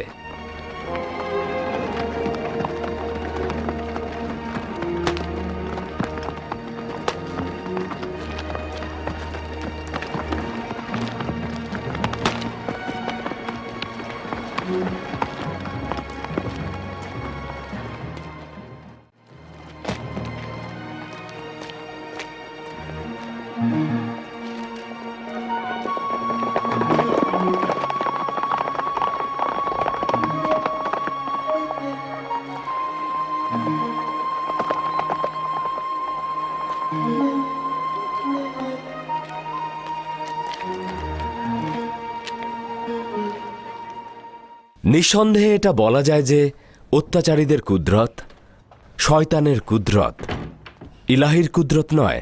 আচ্ছা, হজরত ইব্রাহিম ও নমরুদ, হজরত মুসা ও ফেরাউন, অথবা হজরত ঈসা ও হিরুদের কুদরত কি এক?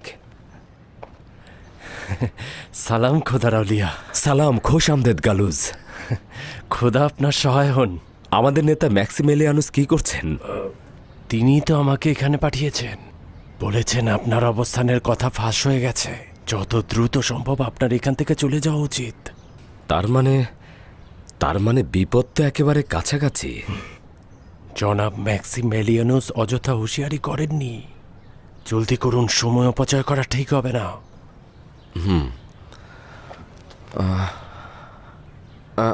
আচ্ছা ঠিক আছে, তাহলে তুমি এখন যাও, আমি একটু পরে আসছি। আমি আগে ওদেরকে পাঠিয়ে দেই। গোপনে যেতে বলবেন, তাদেরকে নজরবন্দি রাখার সম্ভাবনা রয়েছে।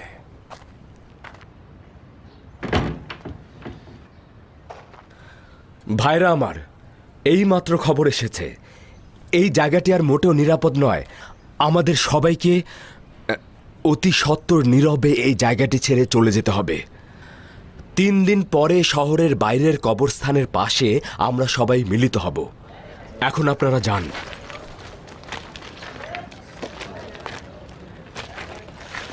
আপনি এই কাজের মাধ্যমে হজরত ঈসার দিনের তালিমকে অবমাননা করছেন। জনগণকে যেরকম শিক্ষা দিচ্ছেন, তেমনি তাদেরকে বিপদের মুখেও নিক্ষেপ করছেন। খোদা আপনাদের সবাইকে হেদায়েত দান করুক। যদি ওরা এই জায়গাটাও চিনে ফেলে আর সবাইকে গণহারে কতল করা শুরু করে, তাহলে তার দায়ভার কে নেবে? খোদা তাআলার উপর ভরসা রাখুন, আশা ছেড়ে দেবেন না। খোদা যা চাইবে তাই তো ঘটবে। জনাব, যদি প্রয়োজন হয় আমি আপনার পাহাড়ে এখানে নিয়োজিত থাকব। চলে যাও, একদম চিন্তা করো না, আমি এখন এই এলাকা ত্যাগ করব। খোদা হাফেজ। খোদা হাফেজ।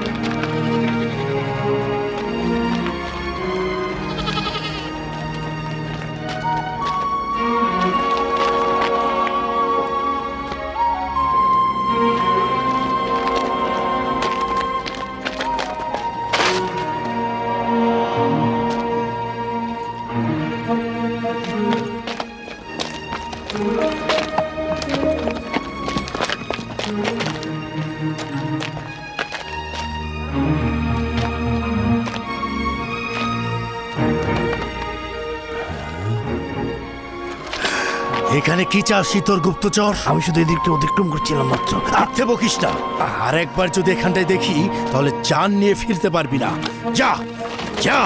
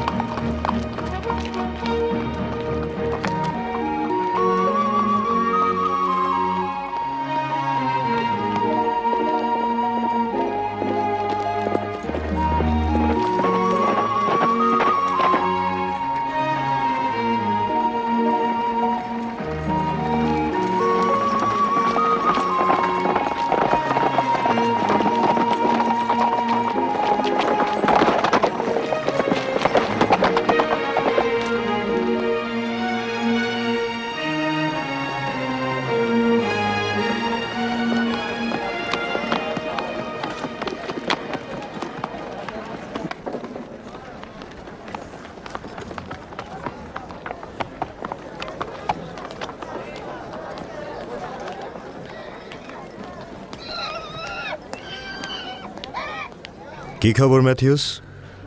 আলী জনাব জুলিয়াস, ইহুদি উজবেগিল কিছু খবর এনেছে। তুই এখানে কি করছিস? তোকে না বলেছি আদুনিয়ার পিছু নিবি? হ্যাঁ বলেছিলেন, কিন্তু একজন ব্যক্তি তাকে টমটম গাড়িতে করে পালিয়ে যেতে সাহায্য করেছে। আসলে আমি পায়ে হেঁটে তাদের অনুসরণ করতে পারিনি। পায়ে হেঁটে কেন? আসলে আলী জনাব, ঘোড়ার দরকার ছিল না। ভাবতেও পারিনি তাকে পালিয়ে যেতে সাহায্য করা হবে। রাজদরবারের ভিতরের খবর কিভাবে বাইরে ফাঁস হয়ে যাচ্ছে? টমটমের চালককে চিনতে পেরেছিস? চিনতে পারিনি, চাদরে মুখ ঢাকা ছিল। তবে ধারণা করছি জনাব ম্যাক্সিমেলিয়ানুসের টমটম গাড়ি। ম্যাক্সিমেলিয়ানুসের বাড়ির আশেপাশে ভালো করে নজর রাখবি। যা। হুকুম শিরোধার্য আলী জনাব।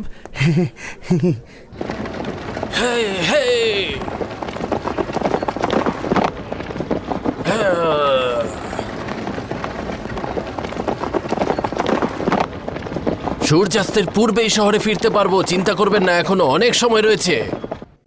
আমাকে ক্ষমা করবেন আলী জনাব, একটা সওয়াল করতে পারি? ম্যাথিউস, আমি তোমাকে কাছের বন্ধু মনে করি, যা ইচ্ছা সওয়াল করো।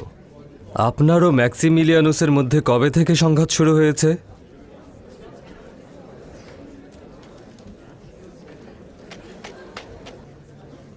তোমাকে বিশ্বাস করি তাই বলছি।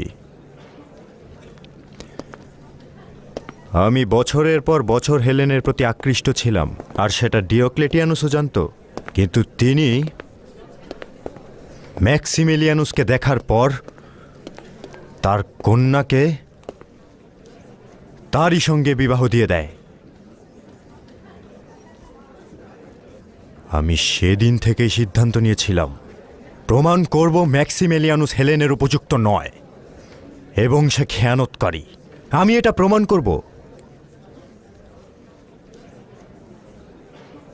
তার বিরুদ্ধে দলিল দস্তাবেজ সংগ্রহ করছি, সেগুলো আমি ডিওক্লেটিয়ানুসের কাছে দাখিল করব। যদি তিনি পাত্তা না দেন তবে সেই দলিল আমি সম্রাট হাদেরিয়ানুসের কাছে দাখিল করব। কেন জনাব ডিওক্লেটিয়ানুস ও বানু হেলেন ম্যাক্সিমিলিয়ানুসকে আপনার থেকে বেশি প্রাধান্য দিয়েছিলেন?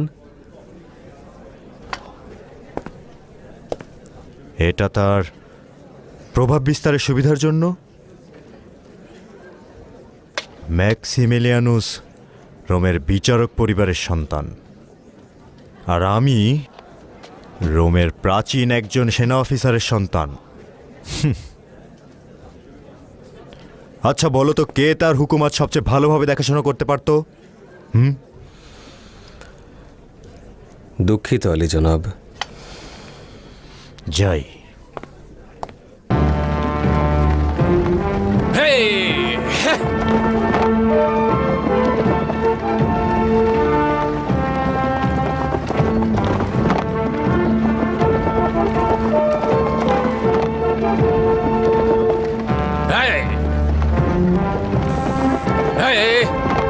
আমরা কোথায় যাচ্ছি গালুস?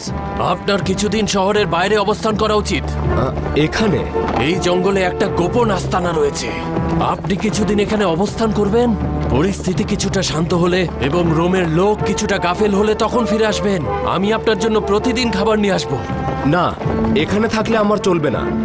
নিজের জানের বিপদের কথা চিন্তা করে আমার আজিফা ভুলে গেলে চলবে না। মানুষকে হেদায়েতের জন্য এখনো অনেক সময় রয়েছে, এ নিয়ে উদ্বিগ্ন হবেন না। আমি আমার দিনী ভাইদের সঙ্গে 3 দিন পরে শহরের বাইরে যে কবরস্থান রয়েছে সেখানে দেখা করবার অঙ্গীকার করেছি। কিন্তু এখন একটু সতর্ক থাকতে হবে। সেটা নিয়ে চিন্তা করো না গালুস।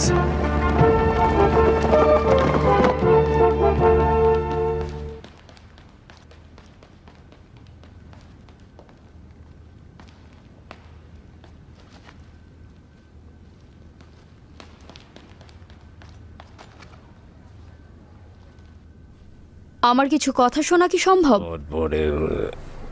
হ্যাঁ শুনছি, বলে যাও। না শুনছেন না, না জানি কি নিয়ে নিজেকে মাতিয়ে রেখেছেন। আমাকে ক্ষমা করবে অতেনে, মহান সম্রাটের ফিলাডেলফিয়া আগমন আমাকে একদম উতলা করে দিয়েছে। একটিমাত্র ভুলেই সবকিছু জলাঞ্জলি হয়ে যেতে পারে, সেই চিন্তায় আমি মগ্ন। আমি আপনাকে বলবো এসব আত্ম অহংকার বাদ দিয়ে নিজের ক্ষমতার দিকে নজর দিন। অতেনে তুমি বুঝতে পারছো না। মহান সম্রাটের এই ফিলাডেলফিয়ায় আগমন রোমানবাসীর কাছে আমার ইজ্জতকে কতটা উঁচুতে নিয়ে যাবে তা তুমি বুঝতে পারছো না। আর তাছাড়া কত স্মৃতি যে জীবন্ত হয়ে উঠছে, তার সঙ্গে কত চমৎকার সময় কাটিয়েছি। মনে হচ্ছে যেন এই তো গতকাল দজলা ফোরাত নদীর মধ্যবর্তী যুদ্ধ কতটা গৌরবের আমার কাছে। আমি বিখ্যাত লিজিয়ান বাহিনীর সেনাপতি হাদেরিয়ানুস নির্দেশ দিল ভাগ্য গণনাকারী বানরদের খাঁচা থেকে বের করে আনতে। খাদেমরা খাঁচার সম্মুখে দানা ছিটিয়ে দিল, আর বাচ্চারা অতি অতি আগ্রহ সহকারে তা খেতে লাগলো। আর এটি ছিল যুদ্ধে আমাদের পক্ষে বিজয়ের আলামত। অতনে বিরাট একটি বিজয় আমাদের সম্মুখে ছিল। বানরের সে কি ভাগ্য গণনা, বানরের সে কি ভাগ্য গণনা। আর এটা দেখে হাদেরিয়ানুস দীপ্ত পায়ে বীরের ন্যায় শহরের দিকে কয়েক কদম অগ্রসর হলেন এবং তিনি উচ্চস্বরে বললেন যে এই শহরে যদি কোনো খোদা থেকে থাকো তাহলে তোমরা আমার কথা মনোযোগ দিয়ে শোনো। আমি চাই তোমরা তোমাদের বাড়ি ঘর এবং মন্দির ছেড়ে এই শহর থেকে দূরে চলে যাও এবং ভুলেও তোমরা বল্লম, তীর ধনুক এবং তলোয়ার নিয়ে আমাদেরকে প্রতিহত করতে এসো না। আমাদেরকে বীরের বেশে এই শহরে প্রবেশ করতে দাও। বিজয় বিজয় বিজয় বিজয় বিজয়। আমি তো বললাম আপনি আমার কথা শুনছেন না। আপনি আপনার অতীত গৌরব নিয়ে মেতে আছেন। আচ্ছা ঠিক আছে, এবার বলো, আমি শুনছি। আচ্ছা বলুন তো, হাদেরিয়ানুস তার উত্তরাধিকার হিসেবে কাকে নির্বাচন করবেন? বুঝতে পারছি না। আপনিই তো বলেন হাদেরিয়ানুসের সাথে আপনার দীর্ঘদিনের বন্ধুত্ব। হাদেরিয়ানুসের সঙ্গে অসংখ্য সময় একসাথে কাটিয়েছি। এক মুহূর্তের জন্য সেই সব স্মৃতি ভুলতে পারছি না, অব্যাহতভাবে শুধু সেগুলোই ভাবছি। আমার এতক্ষণের কথার উদ্দেশ্য ওসব স্মৃতিচারণ নয়। আমি বলতে চাইছি যে এখনই উত্তম সময় এই বন্ধুত্বের সম্পর্কটিকে কাজে লাগান।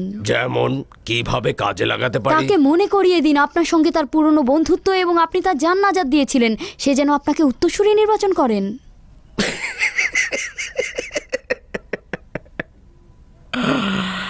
বুঝেছি তুমি কি বোঝাতে চাইছো এতক্ষণ ধরে। যদিও অনেক উচ্চাকাঙ্ক্ষা, তবুও চেষ্টা করে দেখা যেতে পারে, যদি জরুরি কিছু নয়। এটিকে আপনি উচ্চ আকাঙ্ক্ষা বলছেন? আপনার যোগ্যতা সম্পর্কে কি আপনার কোনো সন্দেহ রয়েছে, নাকি তার বন্ধুত্বে? কোনো সন্দেহ নেই, যদিও রোমের মজলিসের ব্যক্তিবর্গ নিয়ে সন্দেহ রয়েছে। আমি জানি যদি হাদেরিয়ানুস রাজি হয়েও থাকে, কিন্তু তারা কখনোই রাজি হবে না। কিন্তু অন্ধকারে তীর ছুঁড়ে তো একবার দেখা যেতে পারে নাকি? আপনি কি ভাবতে পারছেন ব্যাপারটা কি উপভোগ্য হবে? রোমের সবচেয়ে শক্তিধর নারী হব আমি, এটা মাথা থেকে কিছুতেই ঝেড়ে ফেলতে পারছি না। তাহলে আমি বলবো তুমিও হাত গুটিয়ে বসে থেকো না। এই সফরে হাদেরিয়ানুসের স্ত্রী শারুনও আসছে, তাকে বেশ খায় খাতির করো। জানোই তো স্ত্রীরা স্বামীদের সিদ্ধান্তে অনেক বড় ভূমিকা রাখতে পারে। যদিও তাকে আমার বিশেষ একটা পছন্দ নয়, তবে প্রস্তাবটি বেশ ভালো। হ্যাঁ, নিশ্চিন্ত থাকুন, পালন করা হবে।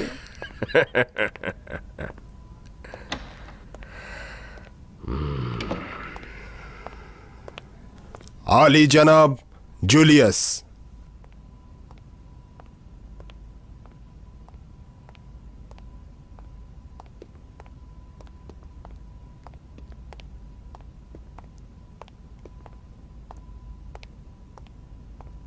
দরুদ আলী জনাব ডিওক্লেটিয়ানুস। দরুদ জুলিয়াস।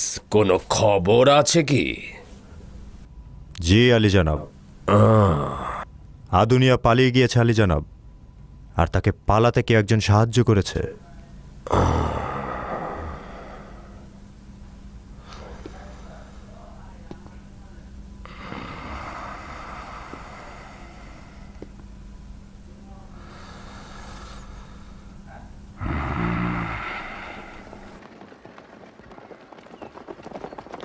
ও,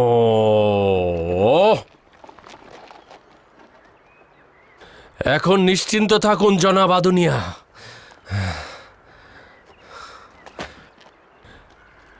এখন আপনি নিরাপদ।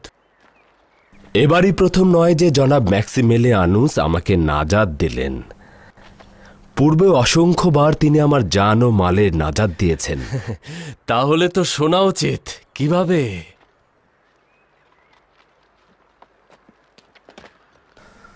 আমি হজরত ঈসা মসিহের দিনের তাবলিগকারী ছিলাম এবং তাদের দিন আমি প্রচার করে বেড়াতাম।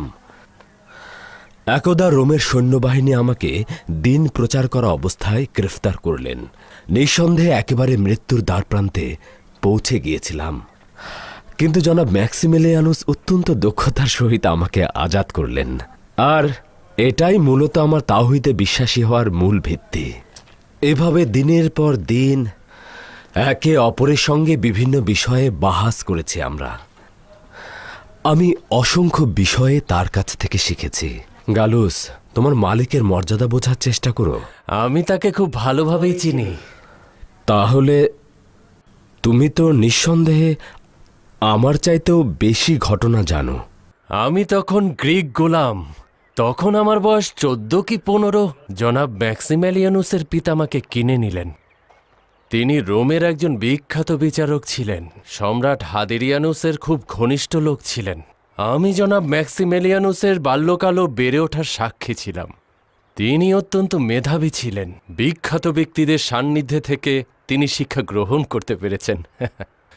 তারা তাকে জ্ঞান, বিজ্ঞান, সমাজনীতি, অর্থনীতি বিভিন্ন বিষয়ে শিক্ষাদানের মাধ্যমে তাকে পরিপূর্ণ করে তুললেন, কিন্তু এই শিক্ষাই তার জন্য কাল হয়ে দাঁড়ালো। আর রোমের অত্যাচারী খোদাগণ তাকে হিংসার চোখে দেখতে লাগলো। কিন্তু দাগিয়ানুস তার গুণমুগ্ধ হয়ে রোমের সম্রাটের কাছ থেকে নিয়ে এসে ফিলাডেলফিয়ার রাষ্ট্রীয় কাজে নিযুক্ত করলো। হ্যাঁ, আর ভাগ্যক্রমে ফিলাডেলফিয়াও একই পরিণতি ভোগ করলো। আপনার চেহারায় ক্লান্তির ছাপ দেখছি। উত্তম হচ্ছে গাছের ছায়ায় কিছুটা বিশ্রাম গ্রহণ করুন। তিনি রোমের অপকর্ম থেকে বাঁচবার জন্য ফিলাডেলফিয়া আসলেন, অথচ ফিলাডেলফিয়ার অপকর্মগুলো রোমের চাইতে কোনো অংশেই কম নয়। আচ্ছা, জনাব ম্যাক্সিমিলিয়ানুস কেন দাগিয়ানুসেরই অপকর্ম দেখে রোমে ফিরে গেলেন না? দাগিয়ানুস তার কন্যার সঙ্গে ম্যাক্সিমিলিয়ানুসের বিয়ে দিয়ে দিলেন যেন তিনি ফিলাডেলফিয়ায় অবস্থান করেন। তবে বানু হেলেন যে এক খোদার ইবাদত করেন সেটাতে তিনি উদাসীন ছিলেন। তার মানে জনাব ম্যাক্সিমিলিয়ানুস এক ও অদ্বিতীয় খোদায় ঈমান আনার পূর্বে মিথ্যা ও শিরক ইবাদত থেকে মুখ ফিরিয়ে নিয়েছিলেন এবং তারপর তাওহীদে বিশ্বাসী হলেন। হ্যাঁ, তিনি কখনোই অলিম্পিয়াসের খোদায় বিশ্বাসী ছিলেন না এবং সে সত্যের সন্ধানী ছিলেন। তিনি তার খালেককে চিনতেন, কিন্তু তিনি খোদাতালার পক্ষ হতে হেদায়েতের একটি আয়াতের অপেক্ষায় ছিলেন। কিন্তু পবিত্র তাওরাত ও ইঞ্জিল শরীফ কি তার হাতে পৌঁছেনি? কেন নয়, অবশ্যই তিনি সেগুলো পড়েছেন, কিন্তু হাকিকত খুঁজে পাচ্ছিলেন না। তিনি ফিলাডেলফিয়ার গ্রামগুলোতে অনবরত সফর করতেন এবং নিজের প্রভাব প্রতিপত্তি দ্বারা মজলুম ও বঞ্চিতদের তিনি সাহায্য করতেন। তিনি এমন একটি সফরে রাজস্ব আদায়কারীদের নির্মম নির্যাতনের ছবি দেখলেন। তারা ছিল দাগিয়ানুসের কর আদায়কারী।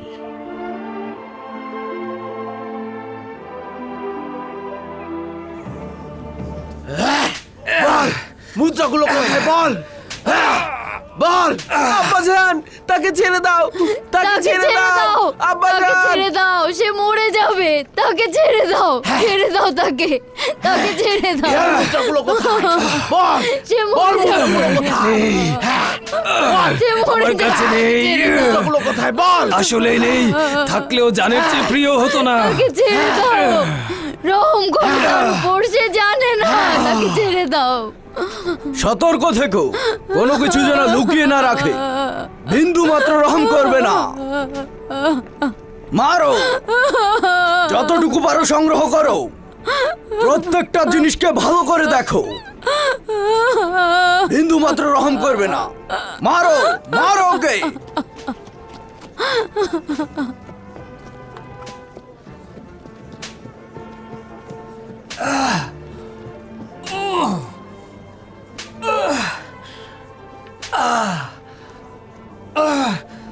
এখানে কি হচ্ছে? আমরা রাষ্ট্রের পক্ষ থেকে কর আদায় করছি, আর এই লোকটি কর দিতে চাইছে না। দিতে চাইছে না নাকি ওর কাছে নেই? এটা আমাদের দেখার বিষয় নয়, আমরা কর আদায় করতে চাইছি, এসব অক্ষমদের সাহায্য করতে আসেনি। হ্যাঁ, তাকে ছেড়ে দাও।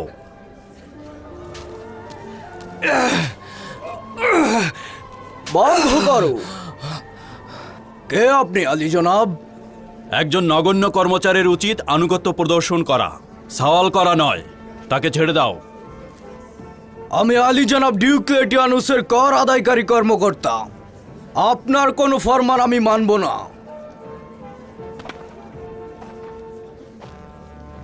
তোমার সঙ্গে আসলে ভিন্ন ভাষায় কথা বলা উচিত। দেখে মনে হচ্ছে আপনি খুব কোমল স্বভাবের লোক আলী জনাব। ভাবতে পারছি না ওই ভাষাটা আপনার জানা আছে।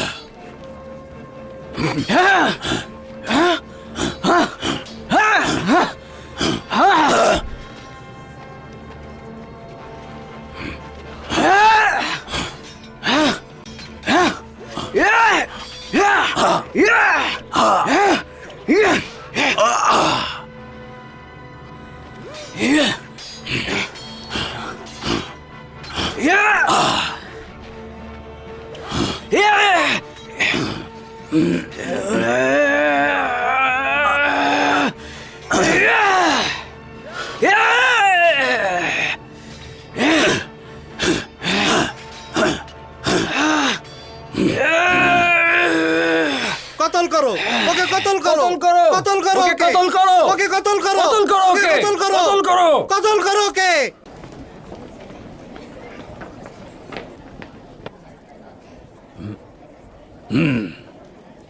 আচ্ছা ঠিক আছে, তোমার সাহায্যকারীদের এখান থেকে নিয়ে যাও। আলী জনাব খেয়াল করুন, আলী জনাব, আলী জনাব, আলী জনাব, খোদা তোমার কাছে পানা চাইছি, তোদের ওপর লানত। তিনি ডিউক ল্যাটিয়ানুসের জামাতা ম্যাক্সিমিলিয়ানুস। চলো তাড়াতাড়ি, চলে আসো, চলে আসো সবাই।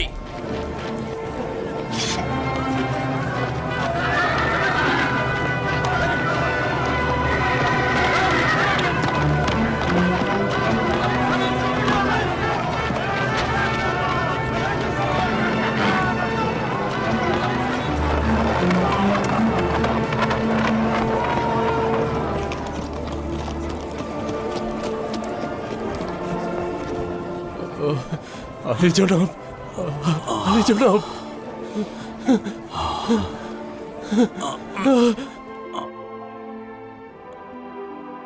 জনাব ম্যাক্সিমিলিয়ানুসের সঙ্গে তাহুদে বিশ্বাসী ও খোদার নূরে আলোকিত এই বৃদ্ধের পরিচয় এখান থেকেই।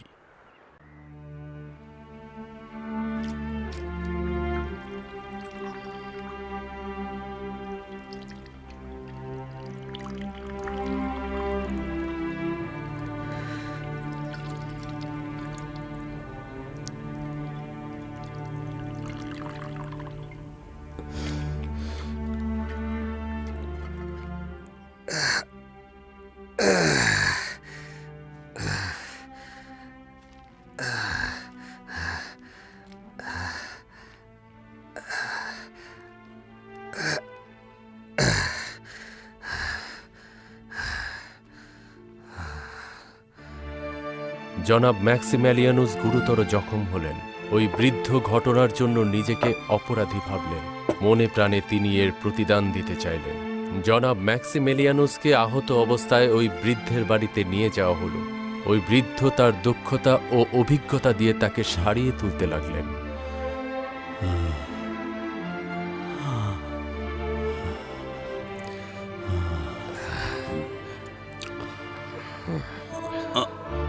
না না না, এই অবস্থাতে আপনার বিশ্রাম নেওয়া উচিত। এখন আপনার চলাফেরা করা বিপজ্জনক। গালুস। জি জনাব, আমি এখানেই আছি।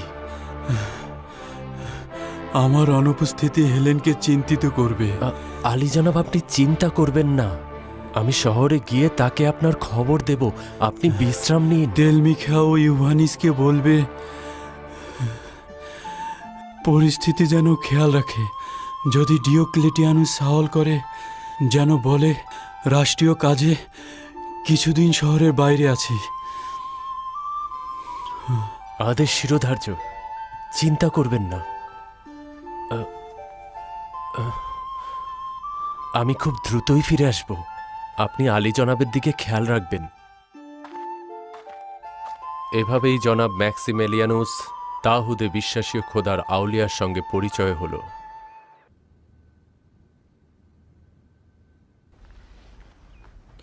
জখমের ওপর খুব ভালোভাবে বাধা হয়েছে। আমাকে ক্ষমা করবেন, আমার পক্ষে এর থেকে বেশি কিছু করা সম্ভব হয়নি। না, অত্যন্ত ভালো চিকিৎসা দিয়েছ। শিখলে কিভাবে? আমার পিতার কাছ থেকে, যদিও তা রোমের চিকিৎসকদের মতো এত উন্নত নয়, তবুও আপনার এই বেহাল অবস্থা কে করেছে? ক্ষমা করবেন আলী জনাব, এটা জানা খুব একটা গুরুত্বপূর্ণ বিষয় নয়। বছরের পর বছর ধরে সভ্যতা ও সংস্কৃতিতে পিছিয়ে থাকা জনগোষ্ঠীর উপর রোমানদের অত্যাচার সহ্য করছি। আমরা এতে অভ্যস্ত হয়ে গেছি। আমি একজন রোমান হিসেবে আপনার কাছে ক্ষমা প্রার্থনা করছি। আমরা নিজেদের সভ্যতার সবচেয়ে বড় ধারক ও বাহক হিসেবে জানি, অথচ সবচেয়ে অসভ্য কাজগুলো এখন আমরাই করছি। না না, আপনাদের সাথে অন্য রোমানদের বেশ পার্থক্য লক্ষ্য করছি। কিন্তু আমরাও অন্য রোমানদের মতোই আমাদের মধ্যে বেশি পার্থক্য নেই। না না না, একেবারেই তেমন নয়। আচ্ছা, আমি কি একটা সওয়াল করতে পারি? করো সওয়াল। আলী জনাব কেন এই রোমান বাহিনীর কর্মকর্তাকে সাহায্য করার বদলে আমাকে সাহায্য করলেন? আমি নিজেও জানি না, শুধু জানি যে ওইসব জুলুমকারীদের সঙ্গী হতে চাই না। সম্ভবত এই ইচ্ছে ও আকাঙ্ক্ষাটা কলবের মধ্যে কোনো একটা আদেশ থেকে হয়েছে। কিন্তু দুনিয়ার প্রতি মহব্বত অনুভব করাও এক ধরনের কলপের চাওয়া। কেন আপনি এই কলপের জন্যই তালাশ করছেন না? আপনি কি এমন কাউকে দেখেছেন যে ভালো বা মন্দ কাজের জন্য প্রতিদান পেয়েছে? এটা আমি বিশ্বাস করি। পুরস্কার প্রাপ্তি ছাড়া আঞ্জাম হয় না, এবং এই বিষয়ে আমার পূর্ণ আকীদা রয়েছে যে ভালো এবং মন্দ কাজের পুরস্কার অবশ্যই আছে। আর যদি তা না হয় তাহলে আমার কাছে জিন্দেগির কোনো মূল্যই থাকবে না। তুমি এই নেক কাজের জন্য কার কাছ থেকে পুরস্কার গ্রহণ করতে চাও? আপনাদের যে গোলাম ও খেদমতগার রয়েছে তারা কার কাছ থেকে পুরস্কার গ্রহণ করে? তার মালিকের কাছ থেকে। মালিকের কাছ থেকে? তার মানে আমিও আমার মালিকের কাছ থেকেই পুরস্কার গ্রহণ করি। প্রত্যেকেরই মালিক রয়েছে। তুমি বলতে চাইছো যে তোমার পুরস্কার তোমার খোদার কাছ থেকে গ্রহণ করবে? আমার কাছে নেক কাজের ফলাফলের জন্য এটাই সবচাইতে পছন্দনীয় পথ। কিন্তু আমিও অতটা জানি না। আমি আমার নেক কাজগুলো মন্দিরে রক্ষিত ওই সকল হাতে বানানো খোদার ইবাদতে নষ্ট করতে চাই না। আমি জানি যে একজন খোদা আছেন, আমি নিশ্চিত। কিন্তু তিনি কেমন তা জানি না। আমার খোদা আমার খালেক, কিন্তু আপনাদের খোদা উত্তম হচ্ছে এইভাবে বলা যে রোমানদের খোদা নিজেরাই নিজেদের হাতে বানিয়েছে। না, তোমার খোদাকেও আমি পুরোপুরি বিশ্বাস করি না। যদি ইহুদি হও তবে নিজেদের খোদারই ইবাদত করছো। আর আমি পড়েছি যে তোমাদের তাওরাতে পয়গম্বরকে গুনাহ ও মন্দ কাজের সঙ্গে সম্পর্কিত করা হয়েছে। আমি কবুল করতে পারবো না যে একজন খোদা আসমান থেকে জমিনে নেমে আসলো, পথে হাঁটল, পয়গম্বরের সাথে কুস্তি লড়ে পরাজয় বরণ করল। আবার যদি তুমি হজরত ঈসা মসীহের অনুসারীও হও তবে তোমার খোদাকেও কবুল করতে পারবো না। খ্রিস্টানদের খোদারও রোমান খোদার মতো সন্তান রয়েছে, ওদের ধর্মগ্রন্থ ইঞ্জিল। কিন্তু আপনারা যে খোদার কথা বলছেন সেটা ঈসা মসীহের তাবলীগকারী ও অনুসারীরা তৈরি করেছেন। ঈসা নিজে কখনো বলেননি। এই অনুসারীরা রোমানদেরকে ঈসা মসীহের দিনের প্রতি আকৃষ্ট করার জন্য তার আসমানি দিনকে রোমানদের জমিনের দিন হিসাবে তৈরি করেছেন। বৃদ্ধ লোকটি জনাব ম্যাক্সিমেলিয়ানুসকে একটি প্রাচীন ইঞ্জিল শরীফের কথা বলছিলেন, কিন্তু তখন আমার জ্ঞান ছিল কম, তাই তেমন কিছু বুঝতেও পারতাম না। কিন্তু পরিষ্কার বোঝা যাচ্ছিল যে এই বৃদ্ধ লোকটি অনেক জ্ঞান গর্ভের কথা জানেন। আচ্ছা রাখুন, এত চিন্তিত হওয়ার কিছু নেই। আমি আমার আকীদা সম্পর্কে বলছি। আমি হজরত ঈসা মসীহের একজন অনুসারী। আমার পয়গম্বর হজরত ঈসা মসীহ, আর কিছু নয়। তার মানে হচ্ছে ইহুদি ও হজরত ঈসার অনুসারীদের মধ্যে পার্থক্য রয়েছে? হজরত ঈসার খোদা এবং অন্যান্য সকল নবীদের খোদা তিনি এক এবং অদ্বিতীয়। এর বাইরে যা কিছু আছে সবকিছুই আমাদের নিজেদের জেহেনের বানানো ভিত্তিহীন গল্প। তুমি এসব কথা কি নিজে থেকে বলছো নাকি তোমার কাছে এর কোনো দলিল আছে? অসংখ্য দলিল রয়েছে, তবে সবথেকে উত্তম দলিল হচ্ছে লিখিত গ্রন্থ, যাকে আমি আমার জানের চাইতেও ভালোবাসি। আমি কি এটা দেখতে পারি? হ্যাঁ, অবশ্যই, কেন নয়।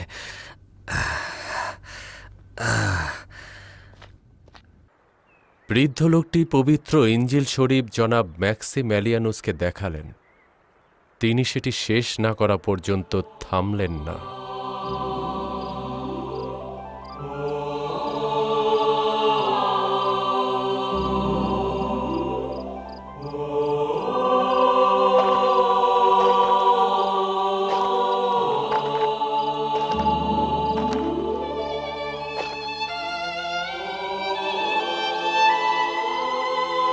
তিনি নিজের জন্য ইঞ্জিল শরীফের অনুলিপি না লিখে ওই বৃদ্ধের গৃহ ছাড়লেন না।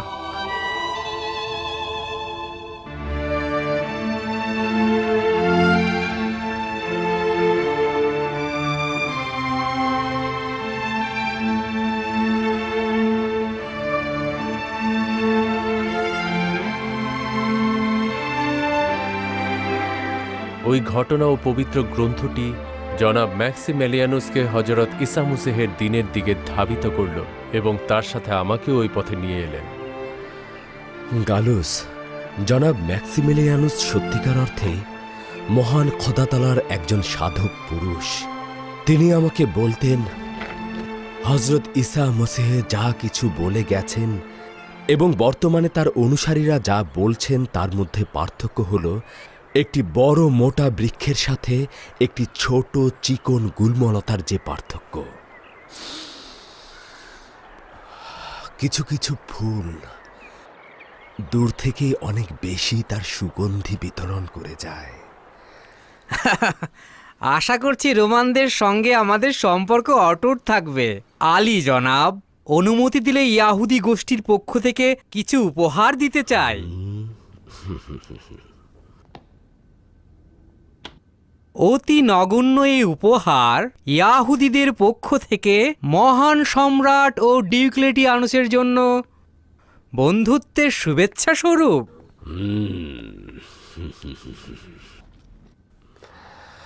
আমি এই মহামূল্যবান হাদিয়াকে বন্ধুত্বের নিদর্শন হিসেবে কবুল করলাম। জেরুজালেমের রোমের খোদা ও ইয়াহুদি গোষ্ঠীর মধ্যে যে সন্ধি হতে চলেছে তাতে আমাদের করণীয় হচ্ছে মহামান্য শাসকের সহযোগিতা করা এবং মহান সম্রাটের আগমনের সময় লাল গালিচা সংবর্ধনায় আমাদেরও অংশগ্রহণ করা। মহান সম্রাটেরও এরকমই আশা, আর আমাদেরও ইচ্ছে হচ্ছে পরস্পরের সহিত হাতে হাত রেখে কাঁধে কাঁধ মিলিয়ে ব্যবসা বাণিজ্য সহ নানা রকম কর্মকাণ্ডের সম্প্রসারণ ঘটানো। আর হাকিকত হচ্ছে মহান রোমান সম্রাটেরও আকাঙ্ক্ষা মানুষের সুখ শান্তি সমৃদ্ধি বজায় রাখা। কিন্তু একদল লোক রয়েছে যারা অন্যদের সুখ শান্তিতে ব্যাঘাত ঘটাতে চায়।